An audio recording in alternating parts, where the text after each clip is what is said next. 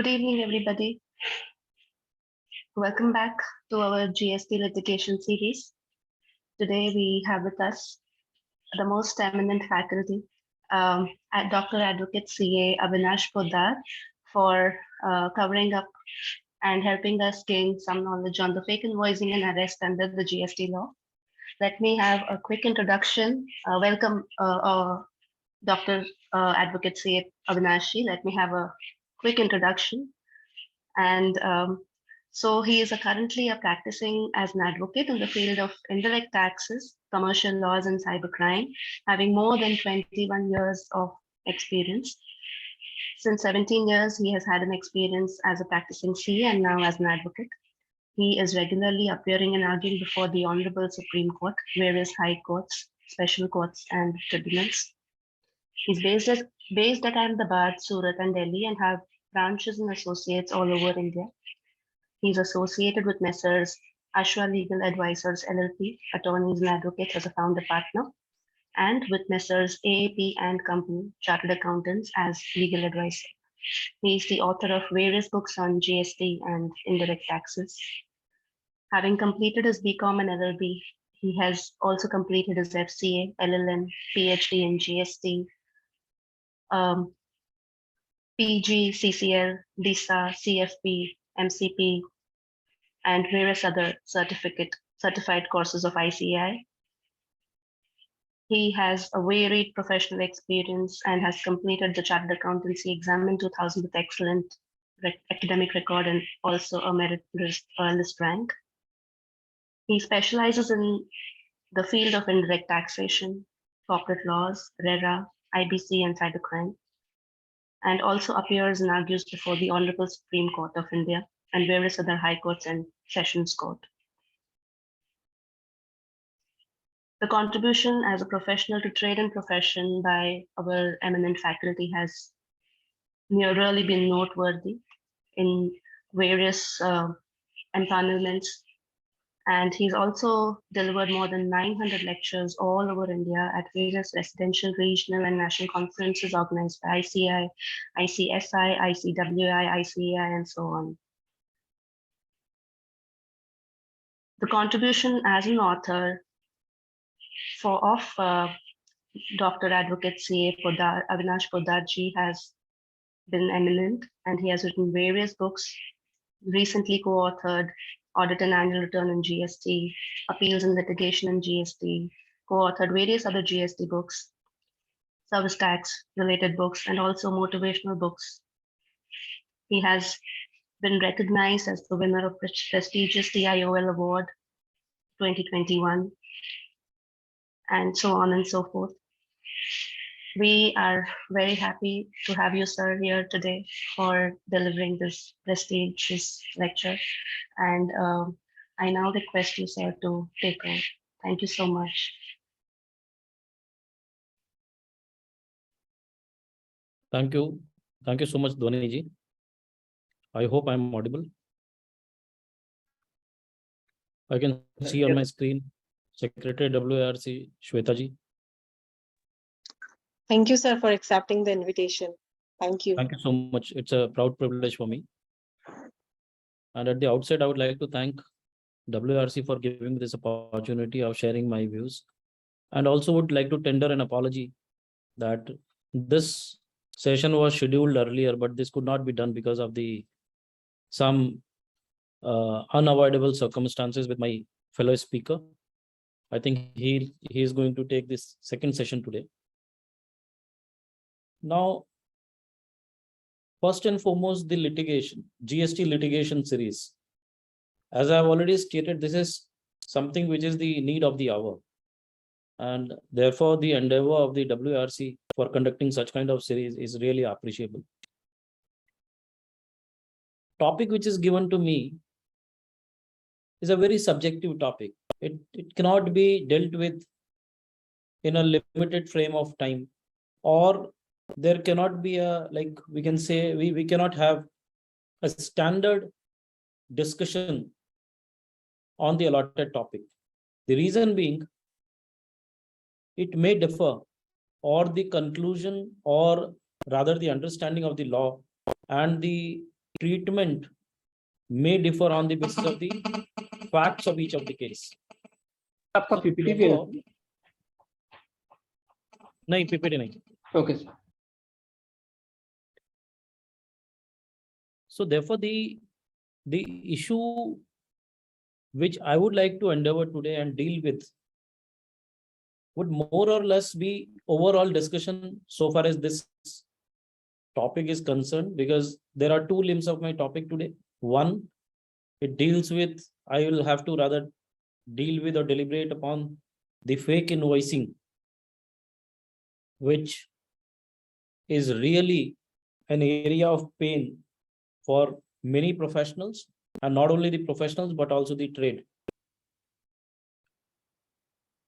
And second limb of the topic, which is to be deliberated by me, would be arrest. Both the topics are absolutely subjective, but at the same time, very interesting. So let me start with fake invoicing. And to start with this, I would like to first clarify to each one of you my understanding so far as fake invoice is concerned. And then we'll discuss what is happening across the country. And at the same time, we will also try to discuss and understand a circular which is recently issued by the CBIC on the understanding of fake invoices. Rather, they are making us understand that what department or board considers to be fake invoice and how it will be dealt with by the departmental officers, because circulars are always binding on the departmental officers. There are n number of judgments which support this view that once a circular is issued, it may not be having a binding effect on the taxpayer or the assessee, but it is certainly having a binding effect on the officers. So that also we'll discuss. Now, my understanding so far as the term fake invoice is concerned is an invoice which is issued and which is legally tenable in the eyes of the law can never be a fake invoice, because department now and then is alleging a recipient of goods or services that you have procured certain goods or certain services from the supplier who is absconding, or who has not paid the tax, or whose registration is cancelled suo motu under section 29 subsection 2. These are some of the common allegations. And at the same time, the another allegation which we commonly find is an allegation wherein they allege that, look, Mr. Avinash, you have procured from so and so person. His registration is cancelled suo motu, and therefore whatever purchases you have shown or whatever credit you have taken on those purchases is not at all a credit which is tenable in law, and therefore you are supposed to reverse those credits along with interest and penalty. This is what generally they allege. And at the same time, they also allege the circular trading. Now we'll have to understand this in the given circumstances. I'll try to discuss with few examples so that I can make you understand my understanding of this. Let me first submit very honestly that I am merely a student of law. I am not an expert in this subject. Whatever we are facing in day-to-day life, or the cases that we are dealing in day-to-day, only on the basis of those experiences, I would like to share my views pertaining to it. Those views may be appreciated by the participants, or there are fair chances that the views may not be appreciated. But I usually carry and understand that we professionals must have a view. That is important. View may be correct, it may be incorrect. That certainly may not be that important. But important is that we must have a view so that we can advise our clients accordingly.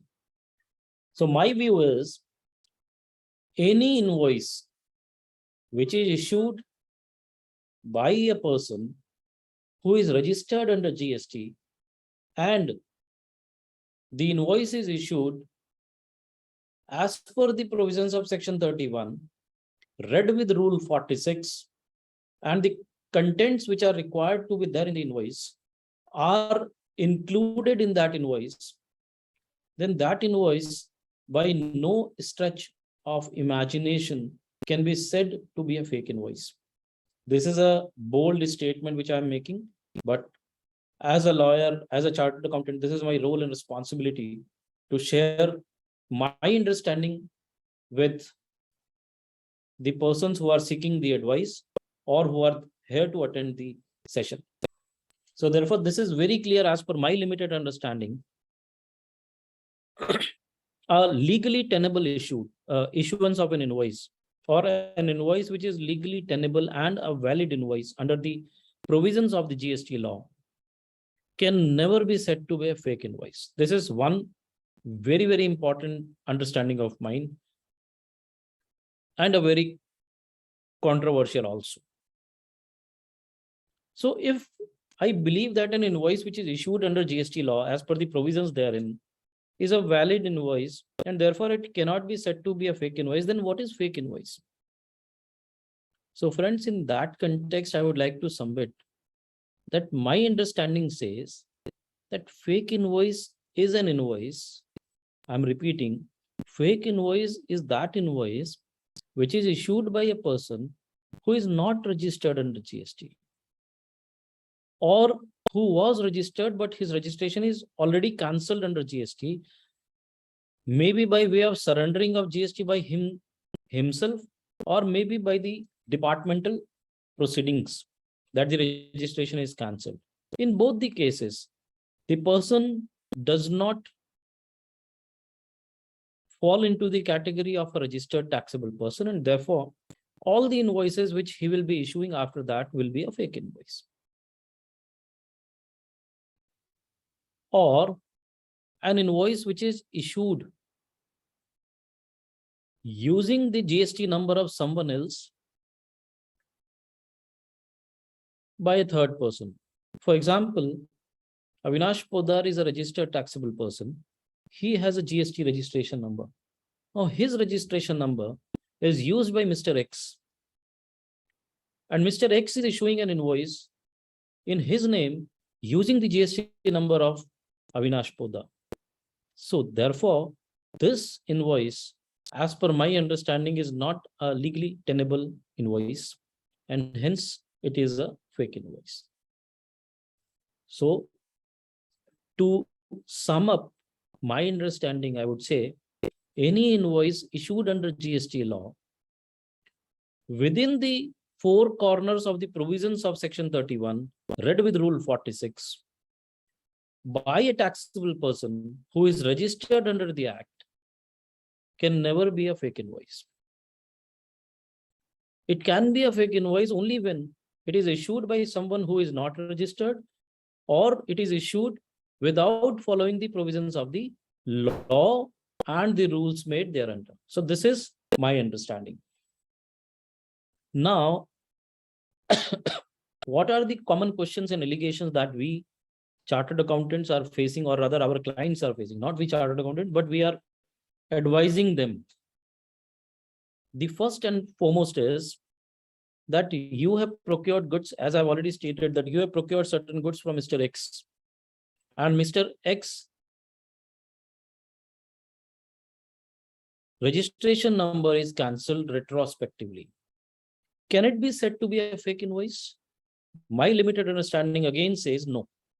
It can never be said to be a fake invoice. Rather, it is a valid invoice on which the credit which is availed by me and utilized is also a valid input tax credit.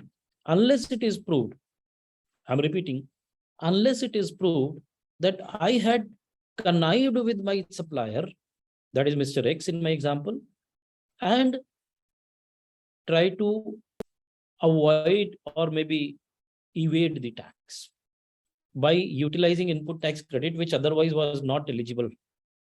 So therefore, that can be said to be a transaction which is not a valid transaction in law, but the invoice issued can never be a fake invoice. So again, I'm insisting on one thing.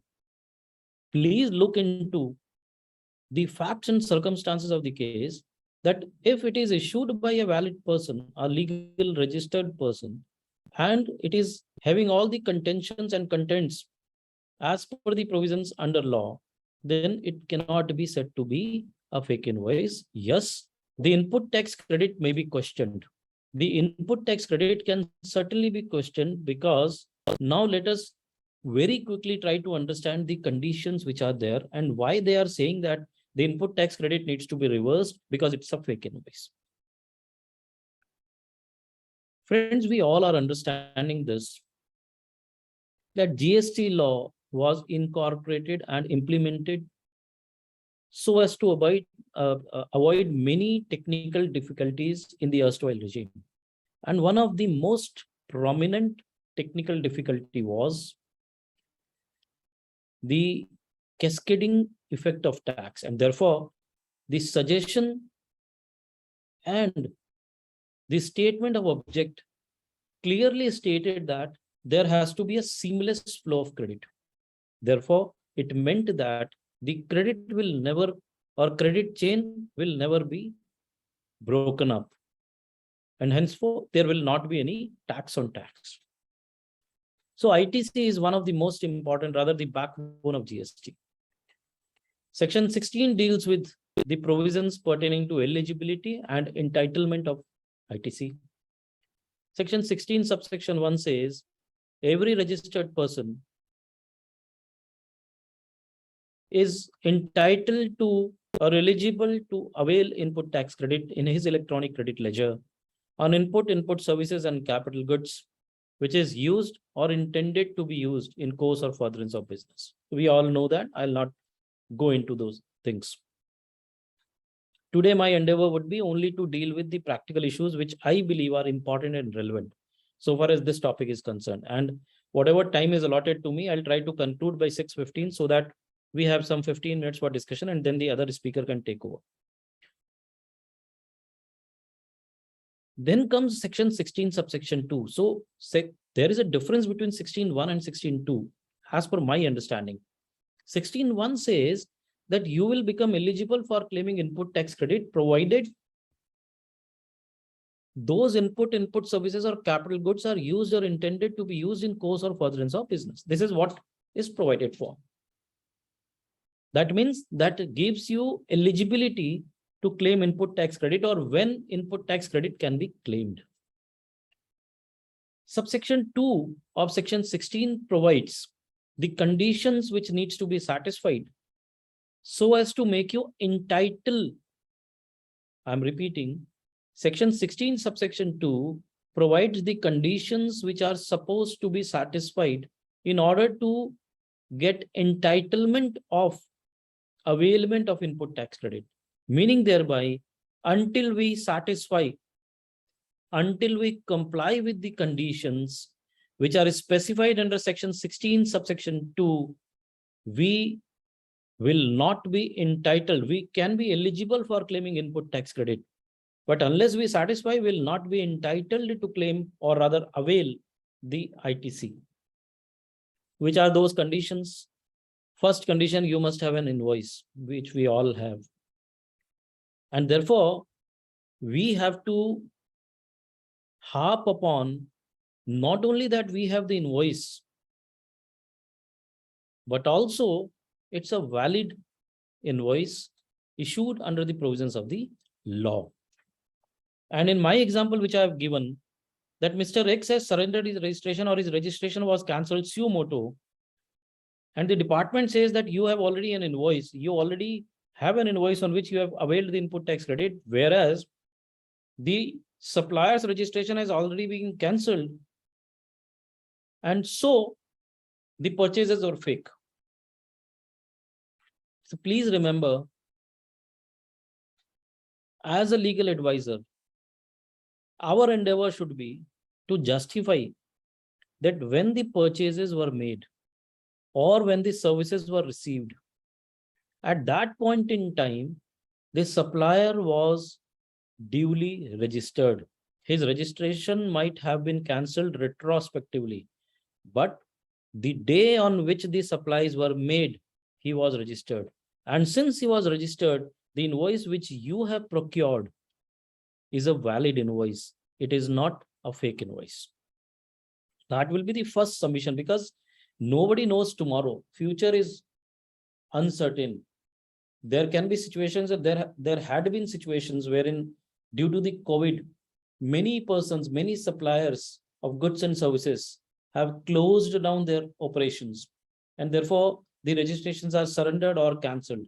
So can the department come forward today and say that 2020 mein uska band ho gaya and his registration is cancelled, so therefore whatever procurements you have in 17, 18 or 18, 19 are assumed to be a fake transactions of fake invoice, that you have never received the goods or services?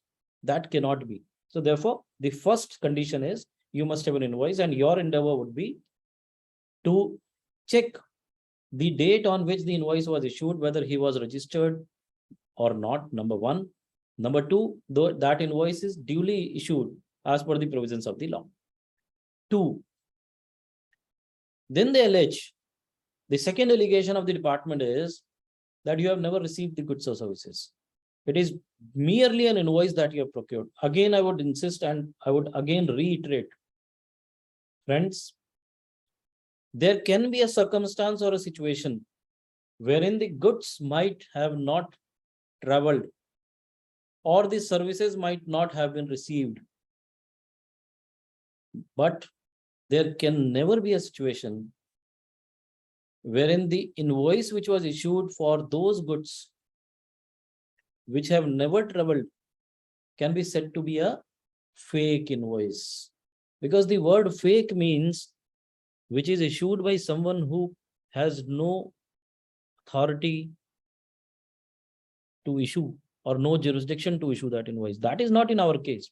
In our case, the example which I am citing to all of you is that I might have not received the goods. It is merely an invoice which is sent to me. So that can be a transaction which is liable for penalty under section 122. Or the ITC may be liable for reversal under section 16 subsection 2 clause B, the non-compliance of conditions. But that is not a transaction of fake invoice. Because now the department, every now and then, in almost all these situations, they have only one mandate: prove that goods have not traveled and therefore it is a fake invoice. No, that cannot be a fake invoice. Yes, we can very well argue upon, and the department can allege that you have not received the goods. So therefore, the second advice would be, please bear in mind, for complying with section 16(2)(b), that means the receipt of goods or services, you need to maintain the records, which is specified under section 35, read with rules. And records have to be maintained very, very categorically and very, very meticulously. Because see, in most of the cases, the reason of losing a matter or losing a case or winning a case, the reason, the base is the documents or the records which are being maintained. And therefore, because those creates the evidences. So whenever you are receiving a goods or a service, it has to be duly recorded in your books of accounts, because section 35 also specifically provides for 5 kind of books which are mandatory to be maintained. And one of these is inward supply of goods or services. So therefore, please duly maintain those records and accounts which are specified in the law in the proper manner, so that when time comes and the allegation on you is there by the departmental officer that you have never received the goods, at least you, by your records, you can show them. I had come across a lot of such cases, lots and lots of such cases, specifically in scrap industry, steel industry, many cases in textile industry, diamond industry, wherein the allegation is that the person from whom you have procured the invoice, or the person who has, rather, let me put it in this way, the person who has issued the invoice is not the person who has supplied the goods. Specifically in scrap industry, what does that say? They say, Avinash, you have procured goods We are not denying that you have not received the goods. What we are contemplating or what we are challenging is that you have received the goods, but the invoice which is issued by Mr. X to you, on which you have availed the input tax credit, is the invoice which is not supported by the transportation of goods. Meaning thereby, Mr. X has only issued invoice to you and you have received the goods from someone else. This is their prime allegation. Now, how to come out with this allegation? Now, please appreciate the bona fide is very important terminology, and it is not necessary that everywhere mala fide has to be proved. So that helps the departmental officer also. But at the same time, if you are able to maintain your records properly, let us take an example of a manufacturer. A manufacturer of, let's say, TMT bar. He receives a scrap of steel or something like that. As soon as he receives the goods, he enters into his records. Now, when those goods which are acting as a raw material are sent for the manufacturing process, there will be again an entry. When the manufacturing will be completed, there again will be entry in the finished goods register. So therefore, the entire chain of receipt and the finished will be maintained by those manufacturing companies. And there is always a concept of yield in any manufacturing process. So therefore, the yield of the market can be calculated out of it. At the same time, there can be multiple other factors which we can harp upon and which we can justify before the adjudicating authority or before the court of the law. But important is maintenance of those books and accounts. If I'm able to maintain those books of accounts and substantiate before the adjudicating authority or the appellate authority or the court, I am of the view that it may take some time, but a genuine taxpayer will not be in trouble. So that is a case wherein a genuine taxpayer many cases I'm handling are also made victim of this fake invoicing rackets. Because scrap industry, as I've said, now they are dealing with their agents. Now they make a call. Avinash make a call to Mr. Y, who is an agent. He tenders his requirement to that Mr. Y. Mr. Y supplies those goods through Mr. X, and he says that Mr. X is supplying the goods to you. He's a supplier. And the goods are received along with the invoice, e-way bill, and all other documents. Avinash take records of everything, even the copy, even the photograph of the vehicle, loading, downloading, everything he is taking care of. But still the department says that the X, who is said to be supplier in your case, never existed. He has never conducted any business. He is merely a fake invoice supplier. So the department can allege that we have arrested Mr. X, and he has given a statement that he has made no supplies to anyone. And all the invoices which he has issued are merely invoices, are not supported with any movement of goods. Now, in this case, I am a bona fide purchaser. Avinash is a bona fide purchaser. He is not a fraud. He is not at all involved. And he has received the goods also, invoice also. And at the most, this is under his control to check whether he has received the goods along with the e-way bill and all the particulars which are specified and mentioned there are proper and legal or not. He cannot go beyond that. So therefore, always remember one maxim, which is very, very relevant here, which is lex non cogit ad impossibilia. It says something or an act which is impossible otherwise and which is imposed to be followed is not a good law. So any law which contemplates an act or a situation which otherwise is impossible is not a good law. It's a bad law. So therefore, second condition was receipt of goods. And the solution is, please bear in mind, maintain the books and records very, very clearly and meticulously, because that is something which is in your control. And whatever is in your control, if you are able to justify that to the court of the law, then certainly I'm very sure about it, that certainly the court will consider it and we can come out of this mess. Third, I'm not reading and I'm not discussing anything. Rather, I do not have any material also with me. But there are two clauses also which have been added, clause AA. So I'm not dealing with that today, because that is something which will not serve our purpose, because the topic is fake invoice. So therefore, I will cover only those relevant aspects which can help us to understand the fake invoicing and the defense of the allegation of fake invoice in a better manner. Now, clause C, which is under challenge before various high courts, and very soon we may expect judgments also. And there is already a Calcutta single bench judgment, LGW Industries. Now, what does clause C says? Because the department also alleges clause C, 16(2) clause C in most of the cases. It says that the recipient who is availing input tax credit, subject to section 41 or 43 capital A. Now it has been amended because 43A is removed, omitted. Subject to that section of 41 or 43A, the person who is claiming input tax credit must assure that the supplier has discharged the liability of the invoice on which the credit is claimed or availed by the recipient. Now, tell me one thing.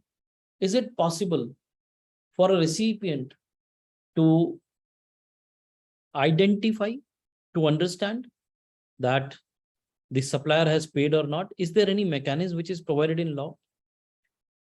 As per my understanding, no. There was a mechanism contemplated in the law by virtue of GSTR 1, 2, and 3. The entire chain was being covered. But now, since GSTR 2 and GSTR 3 has been dispensed with by the department, by the government, there is no mechanism as such. There is a mechanism of accepting the liability. I'm repeating, there is a mechanism of accepting the liability by way of filing GSTR capital 1 or GSTR 1, showing that yes, I have made certain supplies to Mr. Avinash, which will be reflected in GSTR 2 capital A or GSTR 2 capital B. Beyond this, I don't think that I have any control to check whether this amount which is being shown in GSTR 1, accepted or admitted liability of the supplier, has been discharged or not. I can at the most see that for the month of the supply, whether he has filed GSTR 3 capital B or not. But that will not suffice the reason, the purpose, because the law says the invoice on which the credit is being availed, the tax on that invoice must be paid, must be discharged. So therefore, this again is something which is attracted by the doctrine of lex non cogit ad impossibilia. So therefore, this is again something which is an impossible ask or an impossible responsibility casted on the taxpayer by the statute. And therefore, this provision needs to be read down appropriately. I'll not say that it needs to be declared as ultra vires, but yes, to a large extent, it needs to be read down, because many genuine purchasers are in trouble because of this provision. So now there is no mechanism to say that yes, he has made the payment. And then LGW Industries is a judgment wherein it is clearly said by the Honorable Calcutta High Court that if the departmental officers are able to prove the connivance of the supplier and the recipient,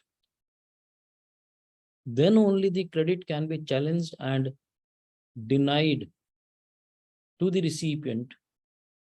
Otherwise, the credit cannot be denied.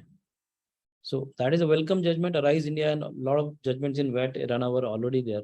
So we'll not be discussing on that. So my endeavor today is only fake invoice. So now they are alleging that these are fake invoices, or rather the credits which you have availed on the basis of the invoices issued to you by this supplier. He has never paid the tax on that. So in that case, you can very well take shelter of these arguments which I have placed. And again, in this situation also, the allegation can be non-payment or not discharge of liability, but the allegation cannot be the fake invoice. And last is that the recipient must have filed the return. That anyways, unless we file the return, we'll not be able to claim the input tax credit. So therefore, it is quite obvious that we have filed the return. So the sum and substance of whatever we have discussed up till now is the allegation which the department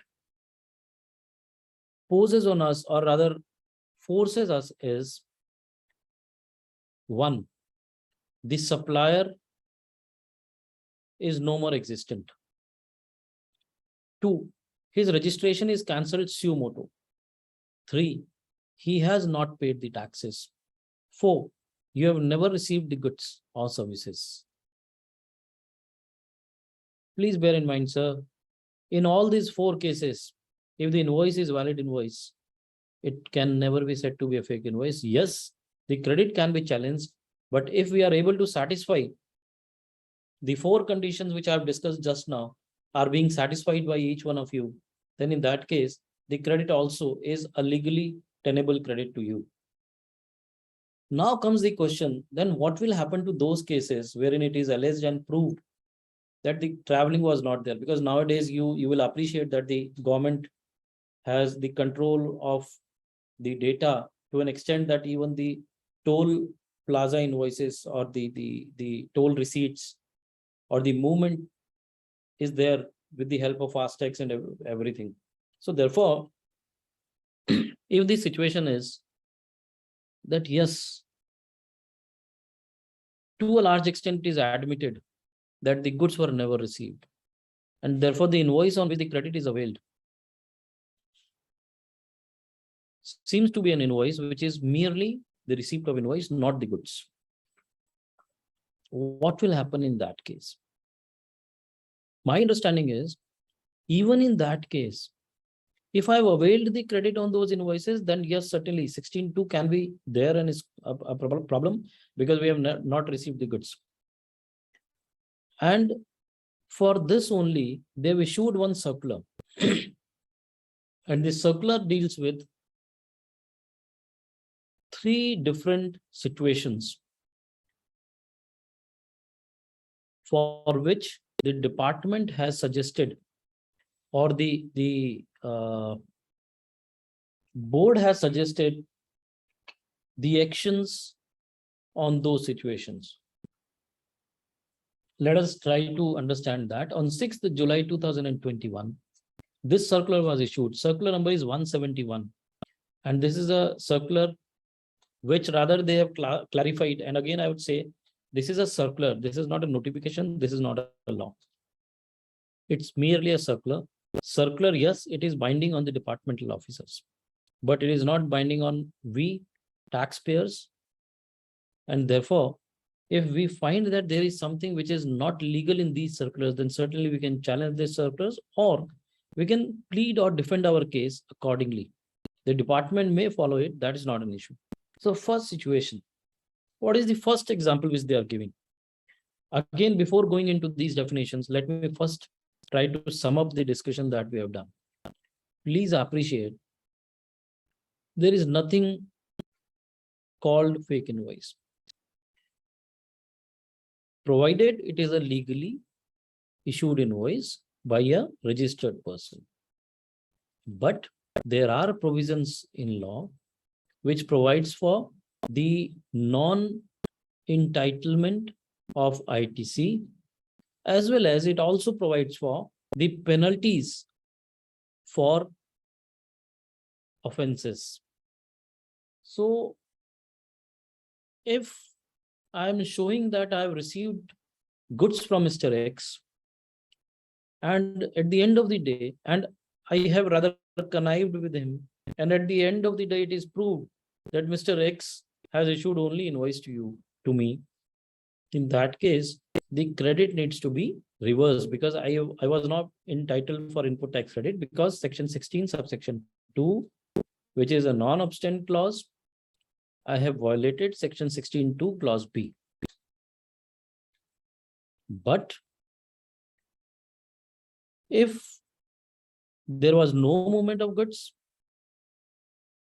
there was only issuance of invoice, then in that case, section 122 subsection 1 clause 2 or clause 7 will be applicable, because that is something which is considered to be an offense, an act which is illegal act, issuance of invoice without the issuance of goods, or availment of input tax credit without, or rather availment of input tax credit only on the basis of such invoices. And second,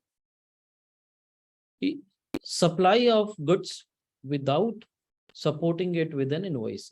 All these are offenses under GST under section 122 subsection 1, and therefore liable for being penalized. Now, what does the circular says? Circular first question say that in case where A is a registered person, so therefore this is important that he is a registered person. He issues a tax invoice to another registered person B without any underlying supply of goods or services or both. Now the question is, so you can understand the transaction per se. A is a registered person, B is a registered person. A supplies certain goods to registered person. Question is, A supplies invoices to registered person without supply of goods. The question is whether it will be covered within the definition of supply. And if it is to be considered under the definition of supply, whether the proceeding can be under section 73 or 74 or some other section. So now the question is, what is supply or the scope of supply? We all are aware about the term supply. Now, supply section 7 clearly says that it needs to comply with certain conditions. And the department, the board has clarified that this transaction will not be falling within the purview of supply. Therefore, it is out of section 7. And since it is not a supply, because supply of invoice is not a supply under GST. Sum and substance of this conclusion or clarification by the department is, if you are supplying only a document to someone, that is not a supply. So the clarification which they have given is that merely issuance of tax invoice is no supply. It has to be issued along with the goods, underlying goods or services, which is not there in this case. So therefore, the invoice which is issued by A to B is not an invoice which can be said, or which can be said that it is an invoice covered by the term or the scope of supply under section 7.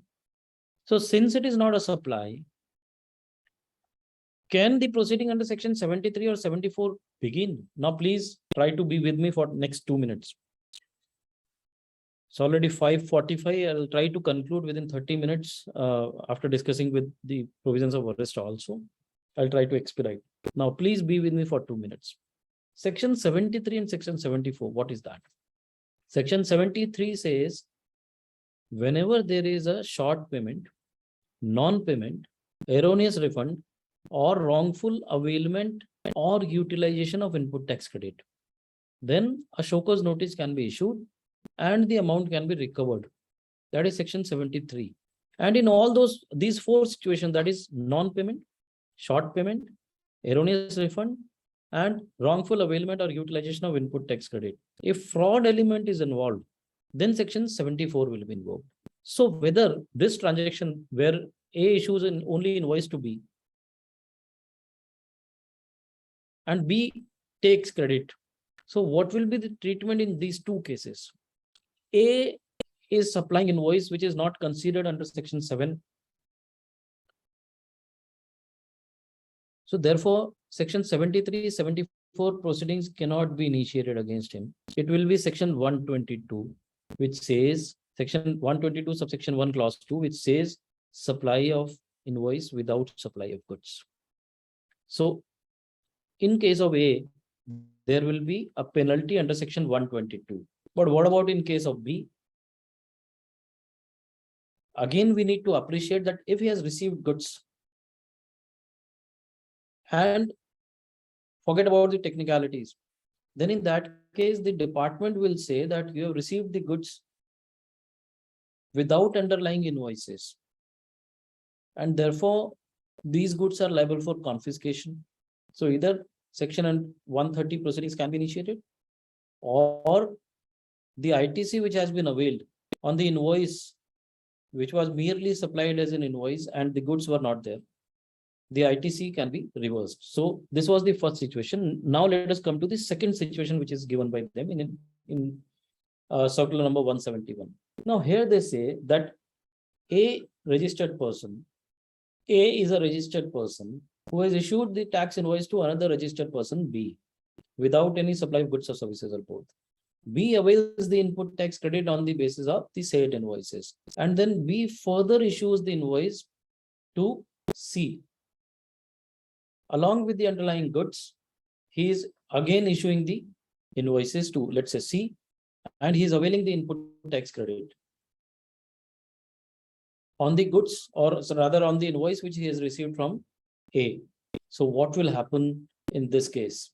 So we have already discussed that the allegation would be the violation of section 16 subsection 2 clause B, that he has not received the goods on the invoices on which the input tax credit has been claimed, and therefore he will be covered within 73, 74 proceedings, and he will receive a show cause notice and it will be adjudicated accordingly.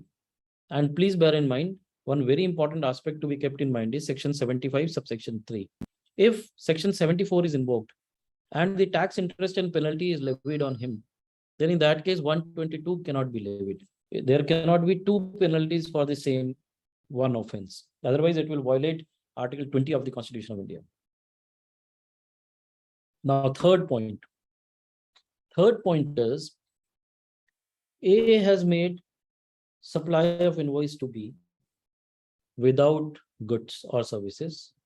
B avails input tax credit and further passes on the credit to C, who is another registered person, without supply of any invoice. So what has happened is this is circular trading to some extent, not to a large extent, because A to B, B to C, and then the chain breaks there. This, as per me, is not a circular trading. Circular trading is when A to B, B to C, C to again A. Then that covers the entire circle of circular trading. But what does the law provides, or what does the clarification provides here? They say, see, A has supply invoices to them without goods to B. B has taken credit and again supplied invoices to C without goods. Therefore, all these three will be getting the notices. A, no invoice, only invoice sent, meaning thereby section 7 is not there, supply is not there, only 122 penalties, which we have already dealt with. B, he has availed ITC and then passed on the ITC. So again, 73, 74 proceedings will be there. C, he has received the invoices. Obviously, he will avail the ITC and then make the further supply. So therefore, this will cover within the purview of section 73 and 74. That is something which is specified by them very clearly. And we need to also mention one very important aspect here. What is this transaction and how it is different from the question number 2? Question number 2, he has supplied, B has supplied with supporting goods to the third person. In this case, it is purchase of invoice and purchase of or sell of invoice by B. So B has not received any goods. He has not received any supply, and therefore the supplies made by B also will be challenged, and therefore section 73 and 74 proceedings in that case can also be equated to section 122 proceedings, because supply of goods, rather supply of invoice without supply of goods, that will also cover him, and receipt of invoices without goods, that will also cover him. So therefore, section 122 subsection 1 clause 2 and section 122 subsection 1 clause 7, both provisions will be attracted, and B will be liable for penal action under both these sections of the Act for issuance of invoices without actually supply of goods and utilizing or taking input tax credit without actual receipt of goods. So there is no question of any other allegation. This is the sum and substance that 122 penalty will be levied on him. If the proceedings are under section 74, then certainly the penal provisions will be imposed under section 74 and not under section 122. So this is what I wanted to discuss in fake invoice, and because of the paucity of time, and I'll not be able to give further examples and deliberate further. But the only one aspect that I would like to cover here, and then we'll move to the arrest. And that is that section 122 subsection 1 capital A is also very, very relevant.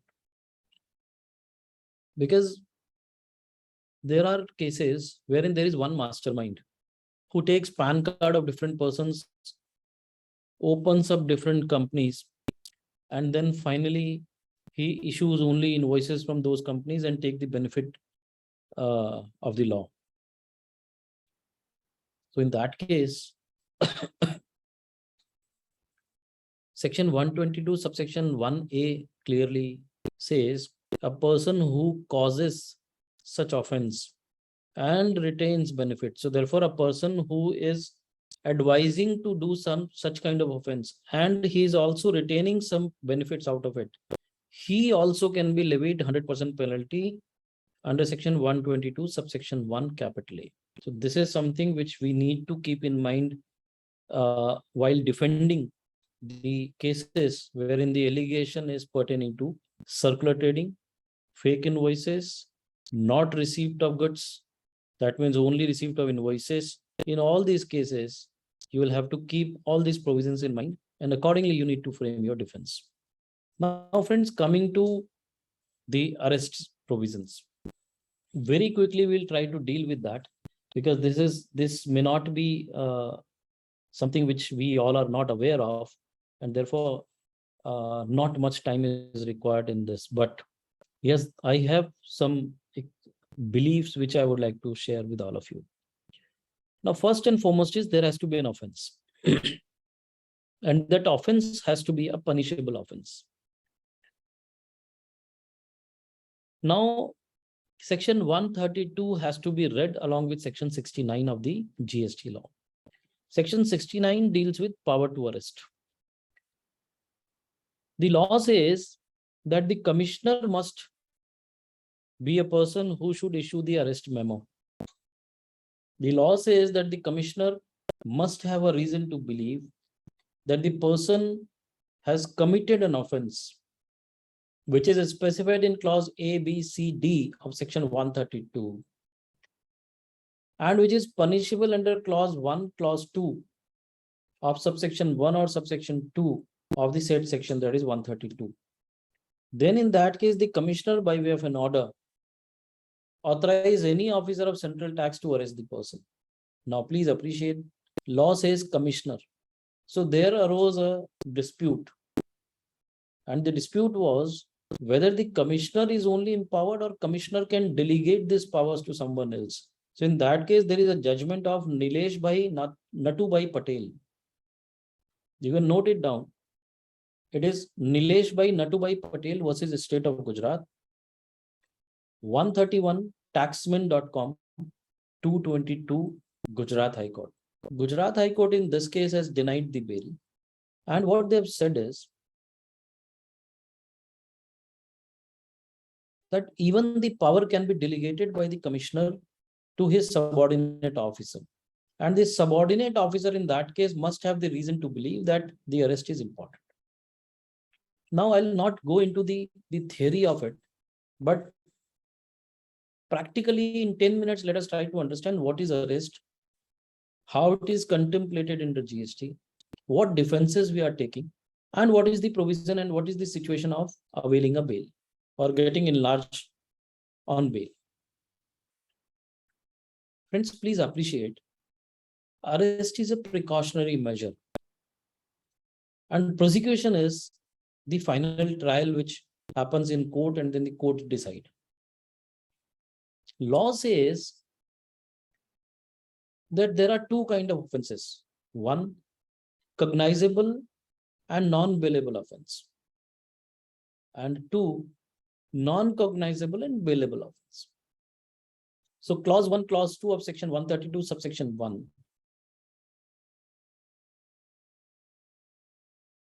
It provides that if the liability exceeds 5 crores, and the second situation can be if you have collected the amount and not paid for a period exceeding 3 months. In that case, the offense becomes cognizable and non-bailable, meaning thereby non-bailable does not mean that you will not get a bail or you are not entitled for being enlarged on bail. It means that the person who is arresting, who steps into the shoes of the police officer, he will not be able to enlarge you on bail, and therefore within a period of 24 hours, he will have to produce the person who is arrested before the magistrate, and then the magistrate will decide whether the bail has to be given to him or he has to be sent on the judicial custody. So cognizable and non-bailable, and non-cognizable and bailable. The only difference is in cognizable and non-bailable offense, the person who is committing the offense or the offender must be produced by the officer who is arresting him within a period of within 24 hours before the magistrate, and then the magistrate will have to decide. Whereas in offenses which are less than 5 crores, which are non-cognizable and bailable, even the officer, if we are able to convince him or he is convinced and satisfied, then in that case he can enlarge the person on bail, on the bail. So that is the primary difference. Now, provisions we all are aware of. The second question which is there or which triggers to the mind of everyone is, can an arrest power be exercised prior to adjudication? That means before adjudicating the case, before finalizing the liabilities, can arrest be done? So there was judgment in service tax, Make My Trip, wherein it was said that no, it cannot be done. But I differ from that view. Reason being, as I've already stated, that arrest is precautionary. Therefore, if the commissioner has a reason to believe that in the given circumstance, Avinash is an offender, and if he is not arrested or if he is not taken into the judicial custody, there may arise a situation that Avinash may abscond, number one. He may tamper with the evidences, he may tamper with the witnesses, or he may cause more danger to the economy and the society.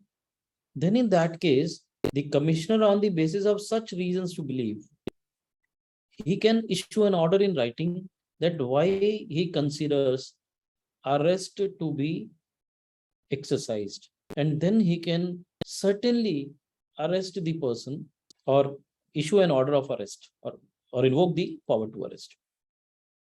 For that, if we argue that it is not adjudicated, the figures are not determined, the liability is not determined, and therefore he should not be arrested, I think for that we need to rely upon one very important judgment of Gujarat High Court, I would wish everyone to take cognizance of that. It is Vimal Yashwant Giri Goswami.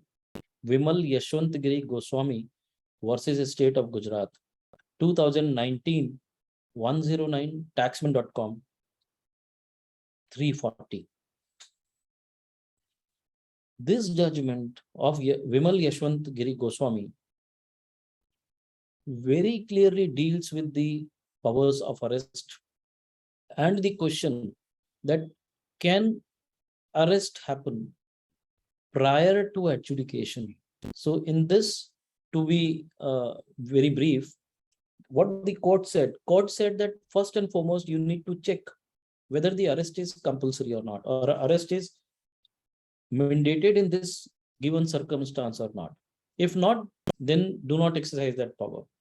So as I've already stated, tampering with the evidence, tampering with the documents, running away, absconding, creating more loss or more damage to the society or economy as a whole, then he has to be arrested.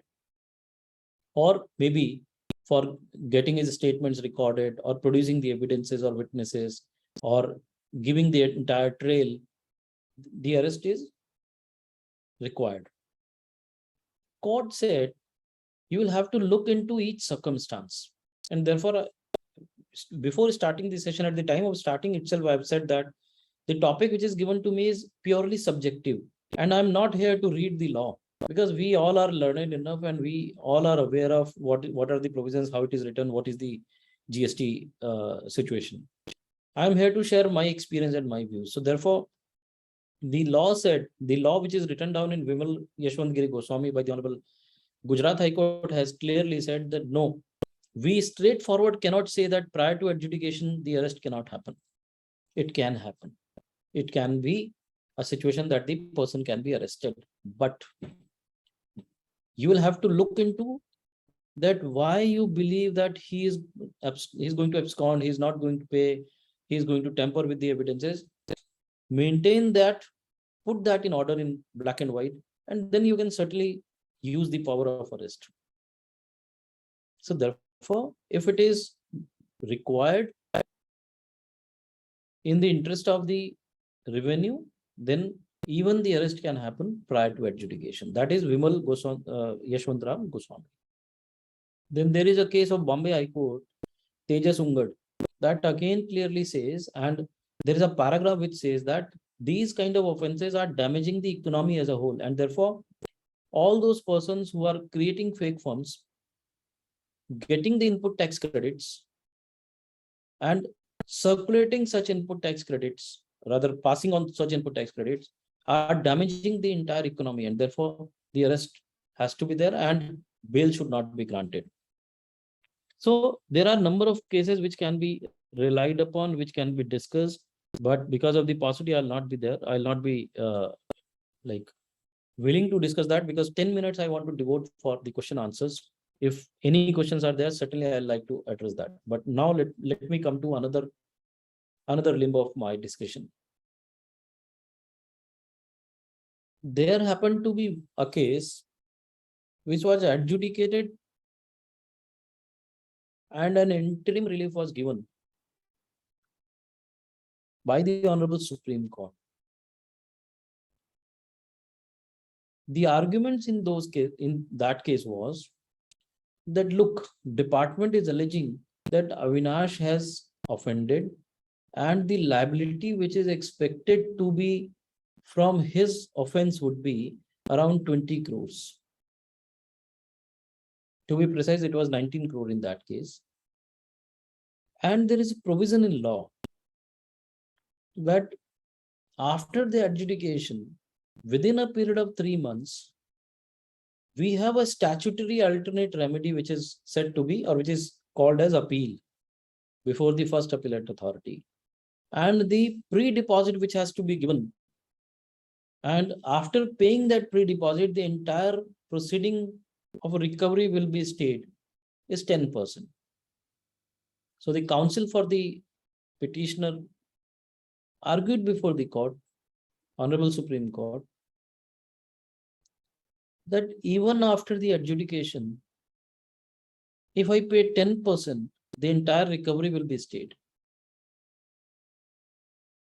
I'm ready to pay 10%. I should not be arrested. That was a case wherein the arrest had not happened. The case was C. Pradeep versus Director General of GST, that is DGGI.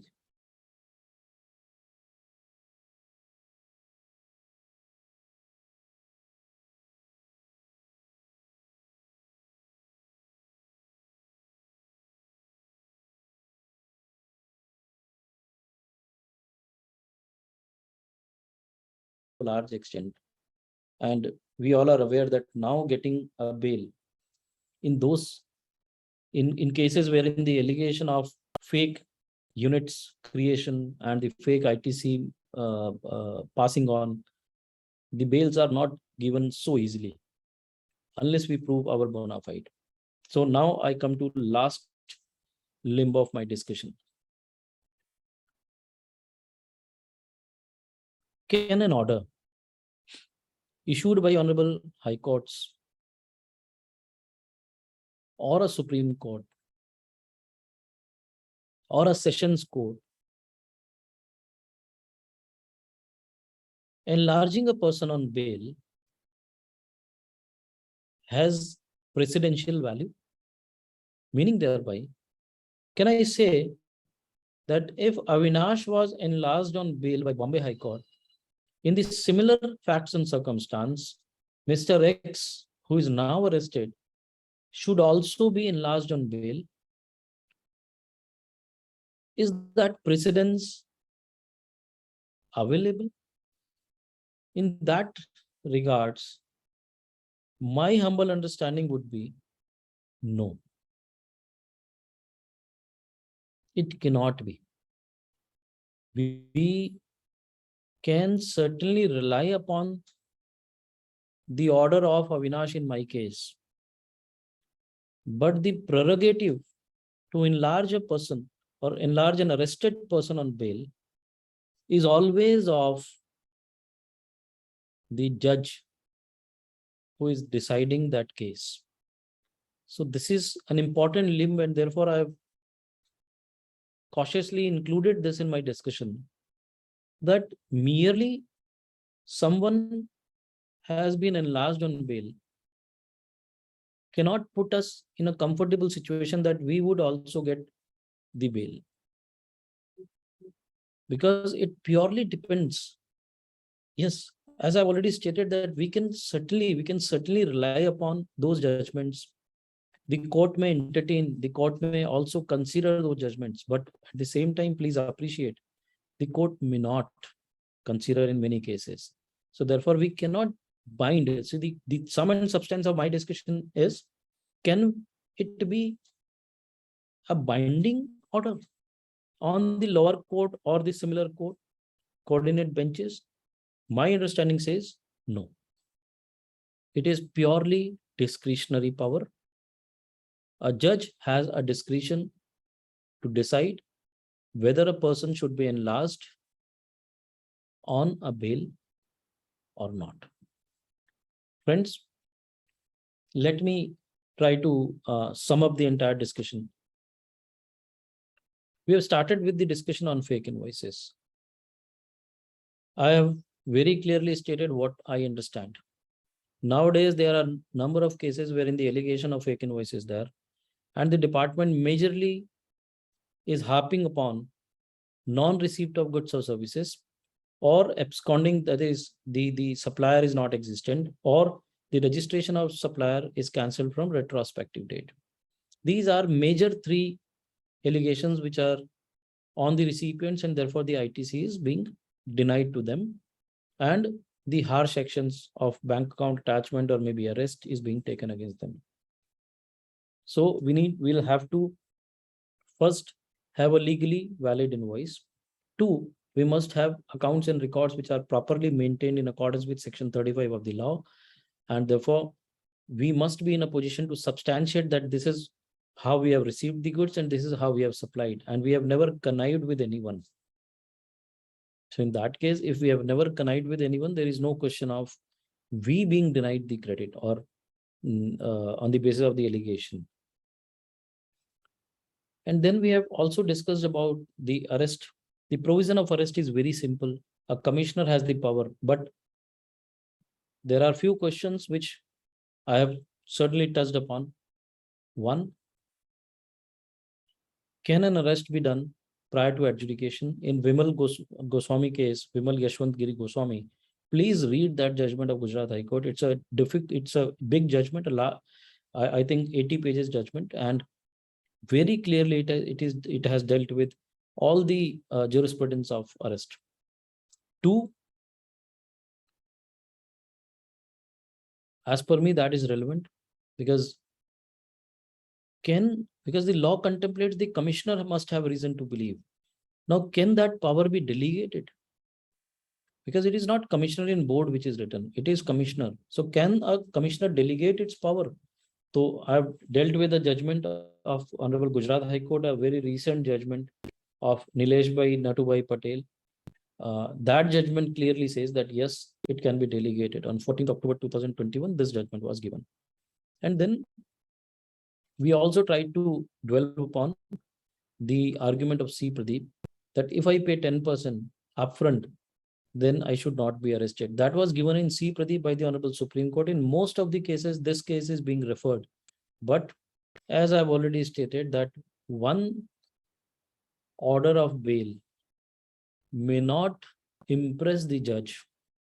And therefore, in the facts and circumstances which he is dealing with, he may not get impressed. And such judgments are not having the binding effect, are certainly recommendatory, are certainly referable, but those cannot bind. Unlike the other judgments, maybe a judgment of, let's say, ocean flood, which is recently, it is binding on everyone without jurisdiction. Like, any jurisdiction, the order is binding, but a bail order is not having that binding effect as per my limited understanding. So friends, this was what I wanted to cover today on the topic which was allotted to me. I would like to hand over to the committee member or the coordinators for any questions of the participants. If any questions are there, I'll certainly be happy to answer that. Over to the coordinators, please.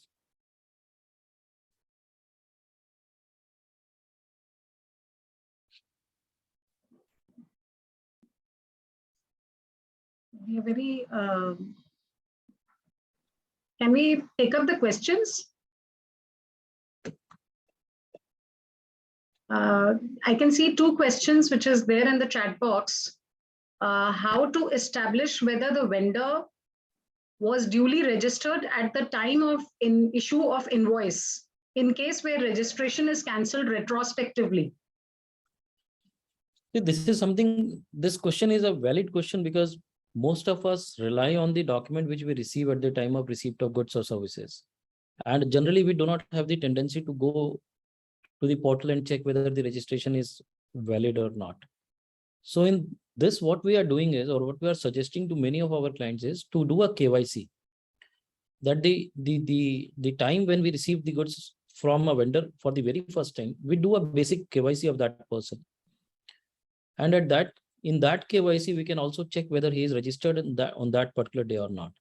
In case he is registered, then certainly we can accept the goods, and then there is no problem at all, and we'll be able to justify.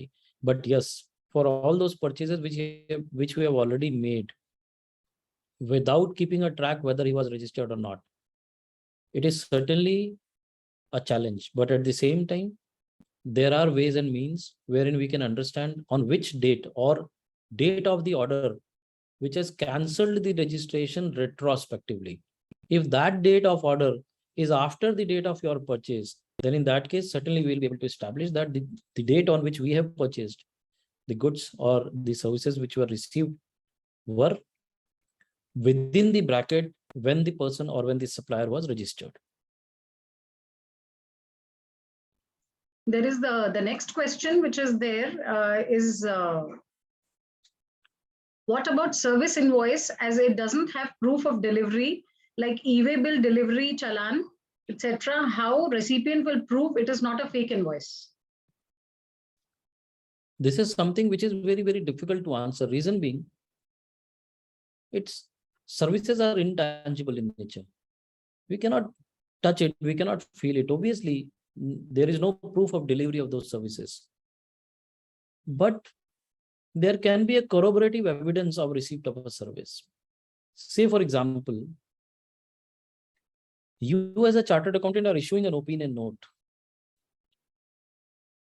and you are availing a service, let's say, of Avinash Poddar in helping you in framing that opinion note.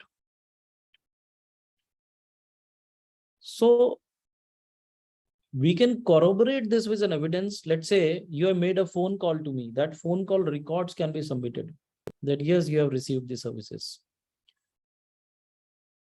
Maybe a mailer, maybe some document which can be created so as to establish the receipt of service. Maybe you have received a phone call from me. You can just send a mail to me saying that, yes, we have received a phone call as per our discussion, so and so, this is what we have discussed. That will establish that we have received a service from so and so person. But yes, I agree with the person who is asked this question that yes, it is challenging to prove that whether we have received the goods or services, but it can be proved with the corroborative evidences if we are, because we all are aware, ignorance is not an excuse.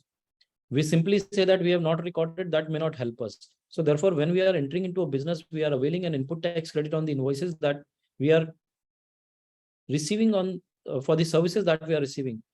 We'll have to create an evidence. We'll have to establish an evidence which can corroborate this ITC and prove that yes, we have received, maybe by way of a mail, maybe by way of a document creation, an invoice, or anything like that.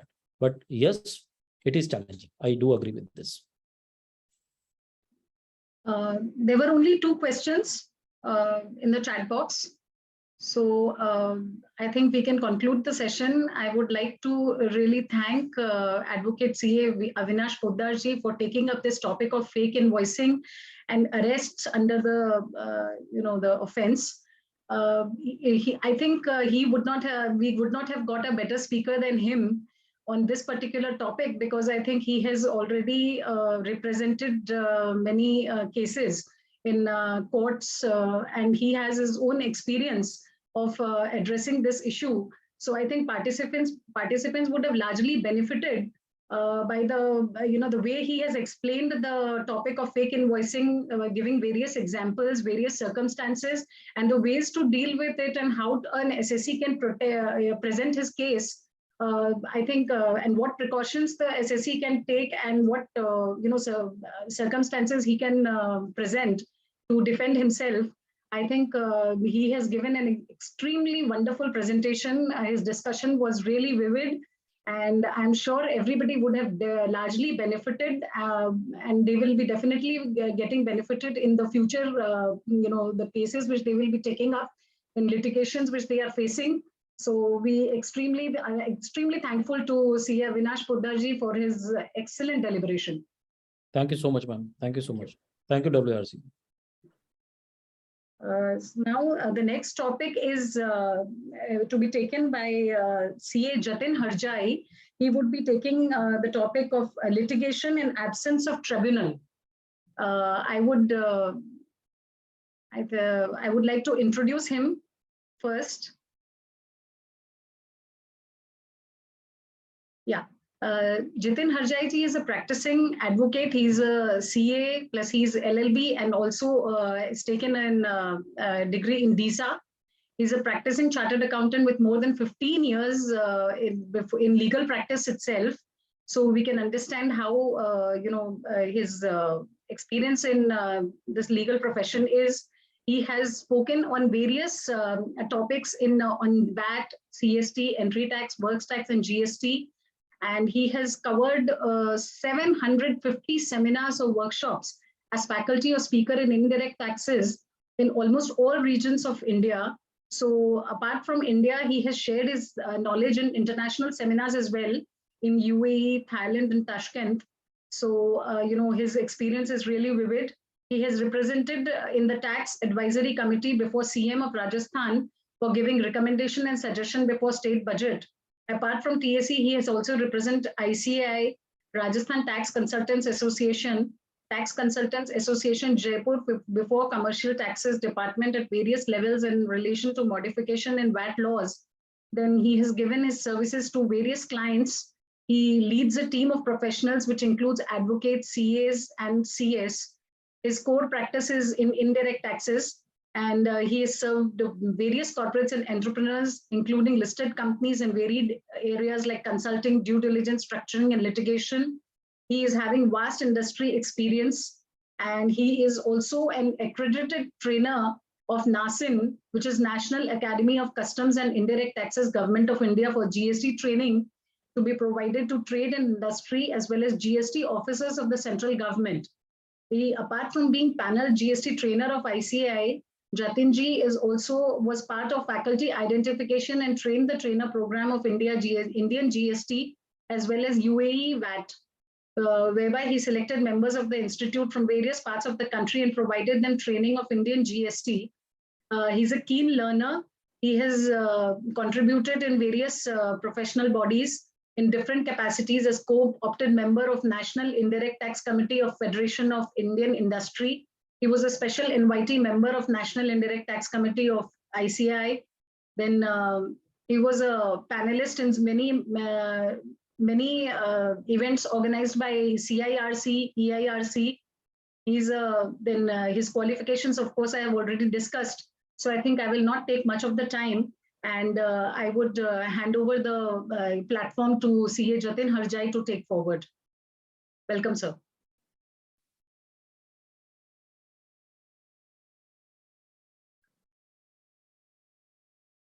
Jatin, sir, have you? I think he has joined.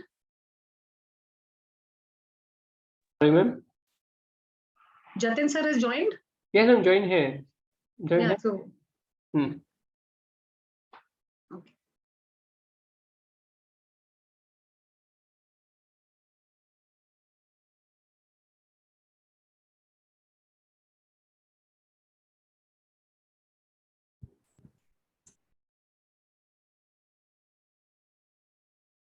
Can we call him and tell him that he has to take up the topic? करो 2 second.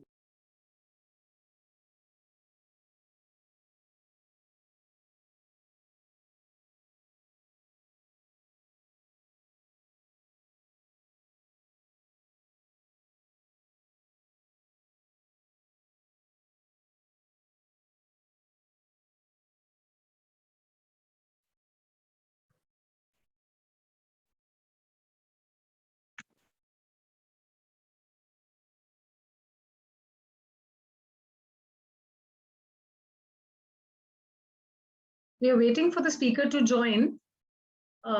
Please bear with us.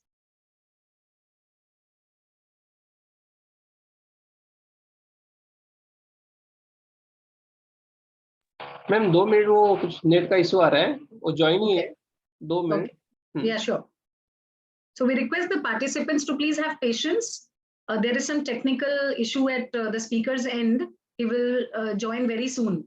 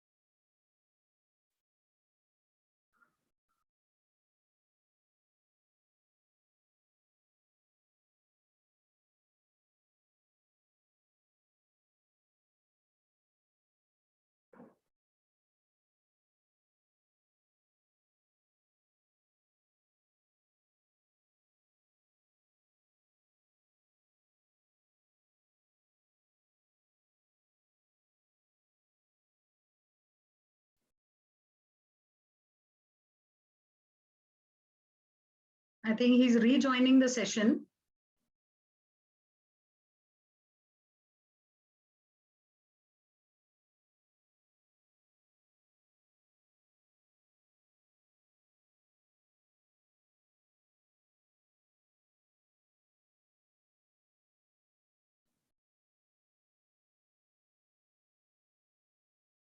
Welcome, Jatin sir. Is it I audible? think you have joined in, so kindly take up the session. Can you I hear? cannot hear you. Just Sir, we can hear you.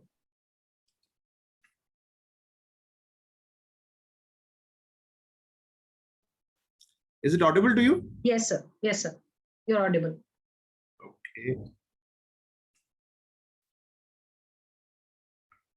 Just a minute. I think there is some error at my system.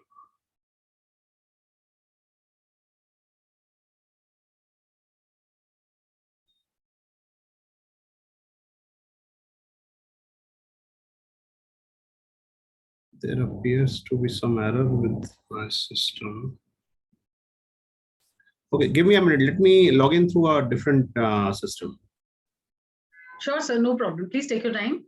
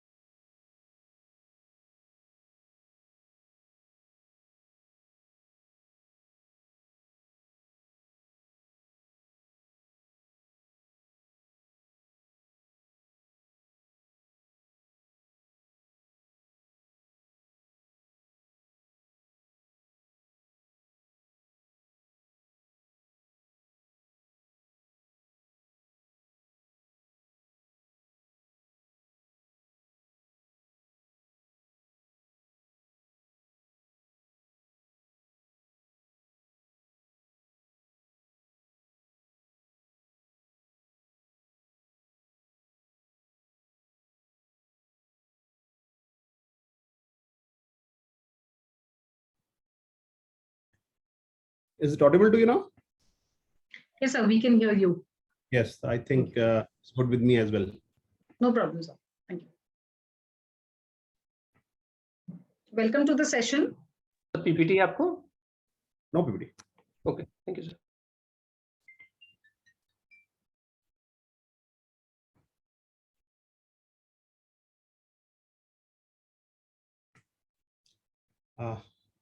There is a small confusion. Hello. Meenakshi? Yes, sir. बोलिए sir. Yes, sir. I've just checked in the morning. मेरे पास जो email आया हुआ था, that is the topic to be covered is a fake invoices. जबकि मुझे ऐसा recollect हो रहा है शायद पहले कुछ और topic बोला था. So can you tell me? So your topic is litigation in absence of tribunal. Fine, good, no problem. Yes, sir. So, fake invoices Avinash ji ने cover कर लिया, correct? Yes, sir. Avinash sir has already covered it. Good. And I think there is a mistake in the email. So वो आज मुझे आया भी time भी 5 बजे का था और टॉपिक भी वो फेक इनवॉइसेस लिखा हुआ. So maybe. Okay, so we apologize for this inconvenience. That's all. Everything is all good from my side. Yes, sir. Sure.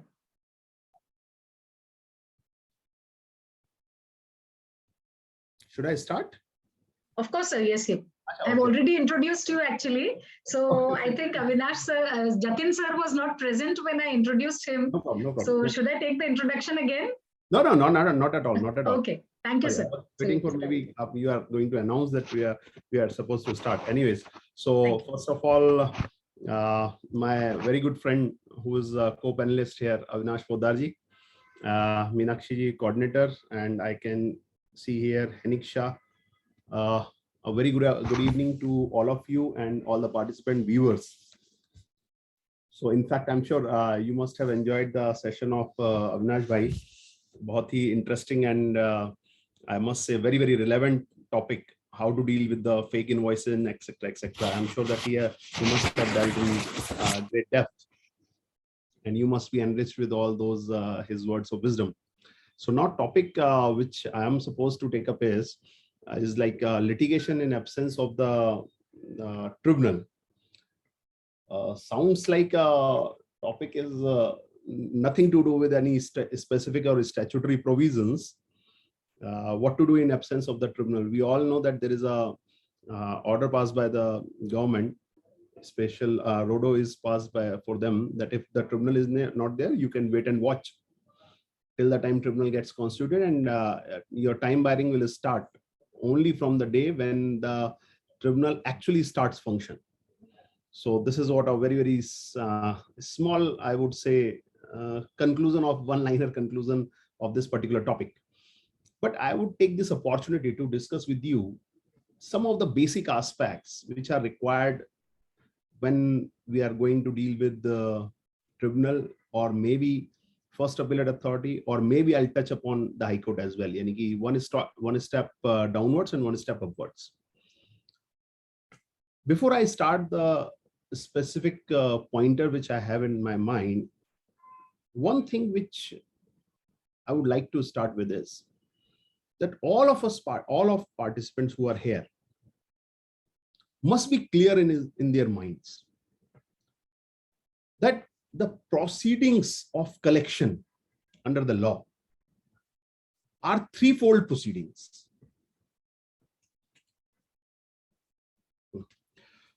Any of the proceedings of the collection are threefold proceedings within the statutory provisions. First, it is initiation or starting of any inquiry by the departmental officers, obviously after filing of your returns. Then there comes adjudication. And once there is any demand in the adjudication, recovery comes into picture. There cannot be any recovery before adjudication, which we see normally whenever there is any inquiry is initiated, department presses to the assessee to pay the demand as soon as possible. They make pressure. If I talk about inquiry may be of multiple type under the GST law. It may be like scrutiny or a summon, whereby department calls the assessee, calls the taxpayer at their office on a predetermined date and time. Secondly, there can be a bit harder kind of inquiry like audit. In that case, what's going to happen? The department officers will go to the premises of the taxpayer and then will check obviously on a predefined date and time. The third kind of inquiry can be a bit more harder, which is a kind of inspection. The tax officers will go to the premises of the taxpayer without any intimation. And the fourth and the last, I would say, most powerful tool, search and seizure. Departmental officer will go to the premises of the taxpayer without intimation and are having a greater power. That means even like if you are not cooperating, breaking up one of the lock, seizure of things, something like this. So this, but whatever it is, whatever kind of inquiry powers they are having in the different kind of inquiry proceedings, but one thing is for sure, this is not an adjudication. This is not a collection proceeding. This is not a final collection or a recovery proceeding. These all are the inquiries. Once there is a conclusion of the inquiry and the officers are of the opinion that whether tax has not, either tax has not been paid or short paid, or input tax credit has been wrongly availed or utilized, or erroneous refund has been granted, then adjudication proceedings has to start. Once adjudication is over, that means there is a final order from the authority that so much of the demand is there. Then as per section 78, the taxpayer is having 3 months time to pay their dues. After 3 months only recovery proceedings can start. So one, inquiry, second, adjudication, and then recovery. Before that, recovery cannot be before adjudication. So this is what we have to understand. If time permits, or if there is a maybe some query on this particular aspect, because practically we see that actually nowadays what happened, recovery comes first. So many high courts from our country has came heavily on this, that it is not a correct provision, including Punjab, Telangana, Karnataka. So many courts we have, Madras we have seen, that they have specifically in their orders have said that it is not permissible within the statutory provisions that you first recover and then go for adjudication or something like this. Now, coming to this adjudication part, what happens whenever there is an order is passed, then assessee is having a statutory right to file the appeal. First appeal under section 107, second appeal before the appellate tribunal under section 112. When we go to appeal, what happens, first of all, we need to know that we need to understand that appellate mechanism or proceeding is nothing but an extension of the adjudication process itself. It is a specific extension of the adjudication process itself, which has been passed by the adjudicating authority. Continuation of the adjudication process, we can say. But recovery in those circumstances is restricted as well. Is restricted, but not with specific conditions. For example, an adjudication order has been passed by the assessing authority. Now, what happens if you are going to file the appeal, for which again you are having a 3 months time? Then you are supposed to pay 10% of the disputed tax amount. We all know this. 10% of the disputed tax amount. For example, let us say there is a demand 100 rupee of the tax, 100 rupee of the interest, and 100 rupee of the penalty, just for a hypothetical example. In that case, for whole of the 300, let's say 300 rupee demand, you will have to pay 10 rupee as a pre-deposit for filing of the first appeal. And rest of the demand will get stayed as per provision section 107, subsection 6, read with subsection 7. If we go to second appeal, let us assume the client of the case has been rejected by the appellate authority. They have not allowed the appeal. In that case, the appeal is to be filed before the appellate tribunal as per statutory provisions. And in that case, section 112 specifically says that additional 20% of the pre-deposit is required for filing of the appeal before the appellate tribunal. Section 112, subsection 9 should be there, which says, yes, subsection 8, sorry, not 9. Subsection 8 is there, which says that 20% of the additional, that means 10% has already been paid, 20% extra has to be paid for filing of the appeal before the tribunal. That means total would be 300. In our case of 300 rupee demand, total 30 rupee has to be deposited. That is 30% of the tax amount. Now see, there is an interesting aspect. The clause 9, which talks about the stay of the demand in section 112 and subsection 7 in section 107, that is first appellate authority, has been very interestingly drafted, I would say. And maybe another conclusion, or you may get the conclusion in this clause itself of today's session.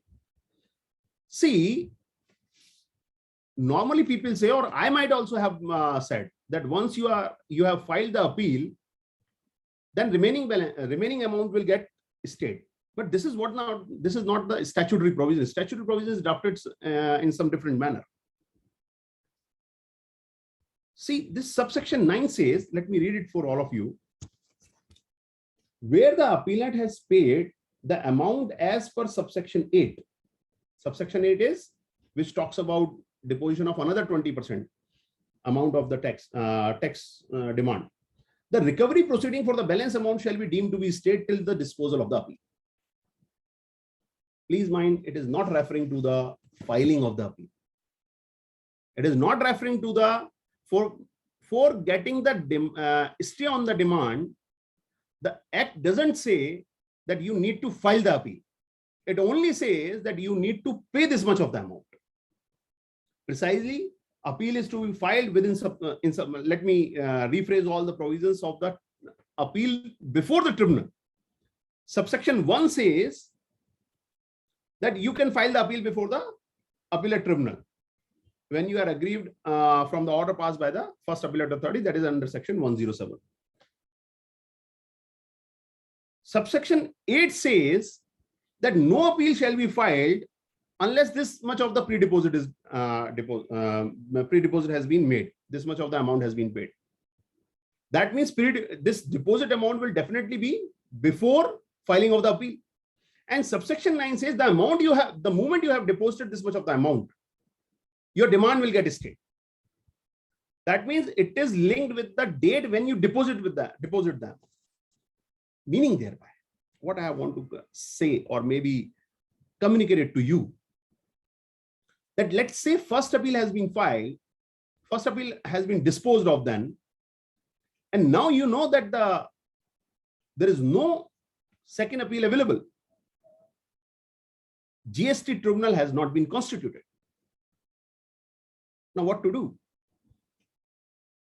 Because what's going to happen, departmental officer may come, or rather if you are not going to do anything and first appeal you have lost, in that case, I must say that they'll come to you and will ask to deposit the amount. If you are not going to deposit, definitely they may initiate the recovery proceedings as well. So in that circumstances, one can deposit 20% of the amount which is required as per section 112 and intimate the department that I have deposited this much of the amount which is required by section 112 subsection 8, and as per 112 subsection 9, the rest of the demand has got stayed. So this is what from the statutory provision itself, you need not to go anywhere. This is how I am going to read this particular aspect. So one may proceed with this aspect if you want to file the appeal. Now, having said so, please mind,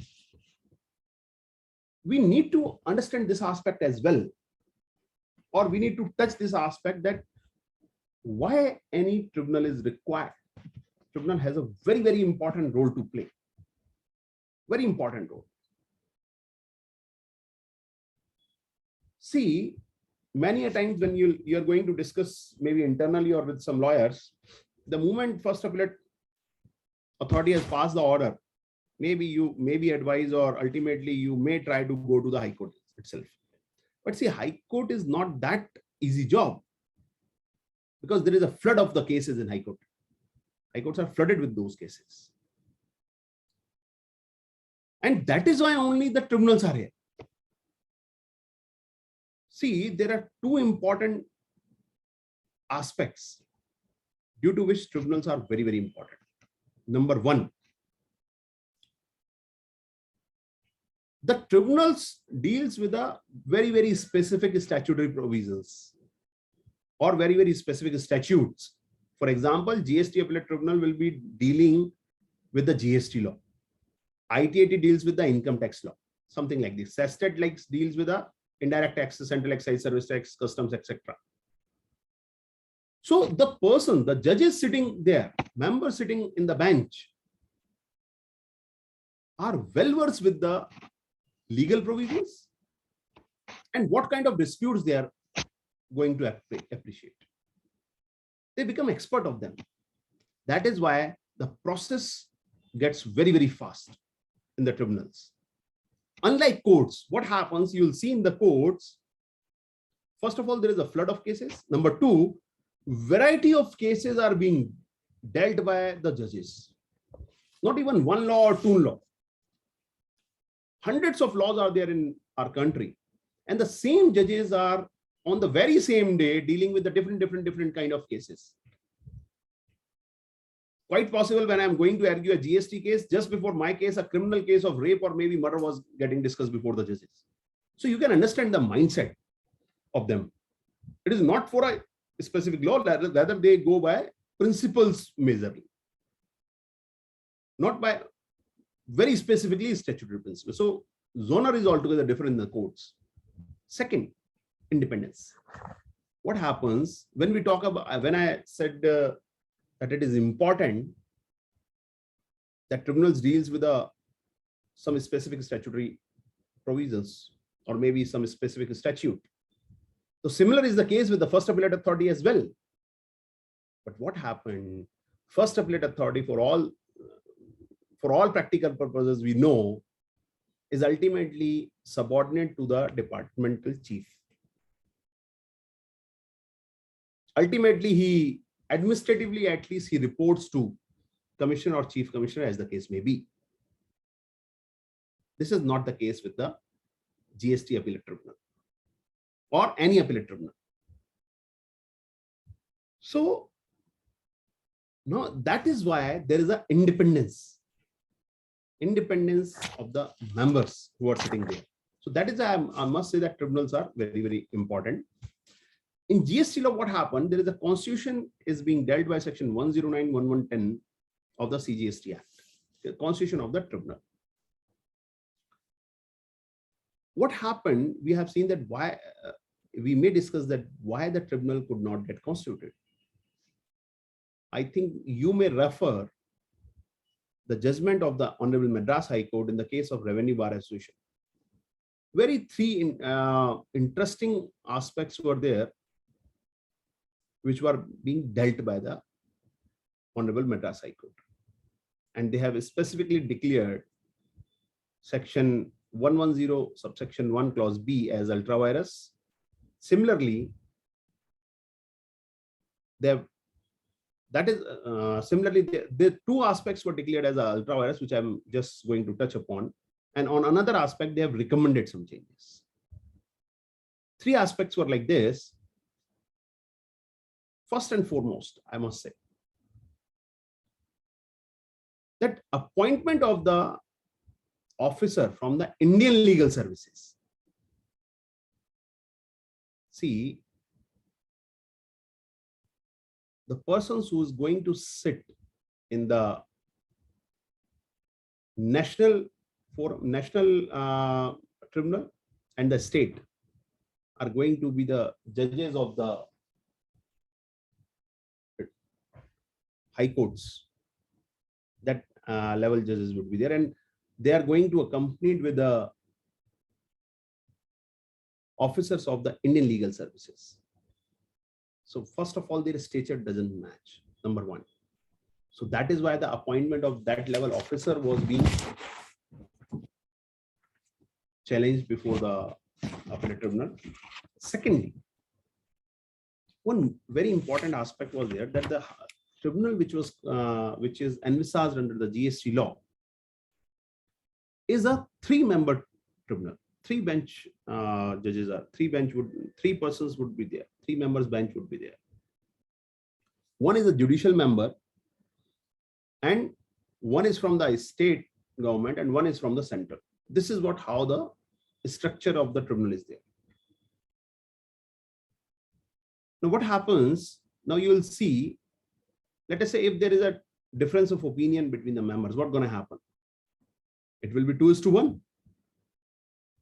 If there is a difference of opinion in the members, what the outcome will be 2:1. And it's quite possible that judicial member is thinking from one angle and another two members are thinking from another angle. That means the state and center are thinking from their own way, and the judicial member is thinking from the different. This is what a gross violation of the principle which has been enumerated by the Honorable Supreme Court for formation of any of the tribunal. In the case of R. Gandhi, Honorable Supreme Court has laid down that in any tribunal, the judicial member cannot be less than 50%. That means minimum strength of the judicial member would be 50%. So now what's going to happen in the case, or I would say the statutory provisions within the GST framework, within the GST law says that it is 1/3, judicial member is 1/3. So this is a gross violation of the guidelines of the Honorable Supreme Court for formation or a constitution of the tribunal. So this is what the another reason that this particular provision has got quashed or struck down by the Honorable High Court. Third, one more important aspect was there that the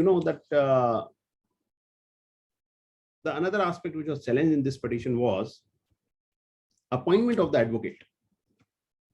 That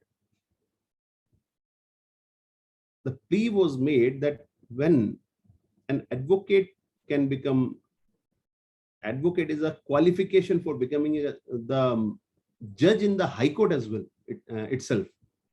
And most of the tribunals, in appointment of members of the most of the tribunals, different tribunals, the advocate is I would say the practicing advocate is qualified, valid qualification. But this is what this is not the case in the GST appellate tribunal. This was also matter was raised. The Honorable Court appreciated it and referred the matter back to the Parliament and the Council that okay, you may reconsider this aspect as well.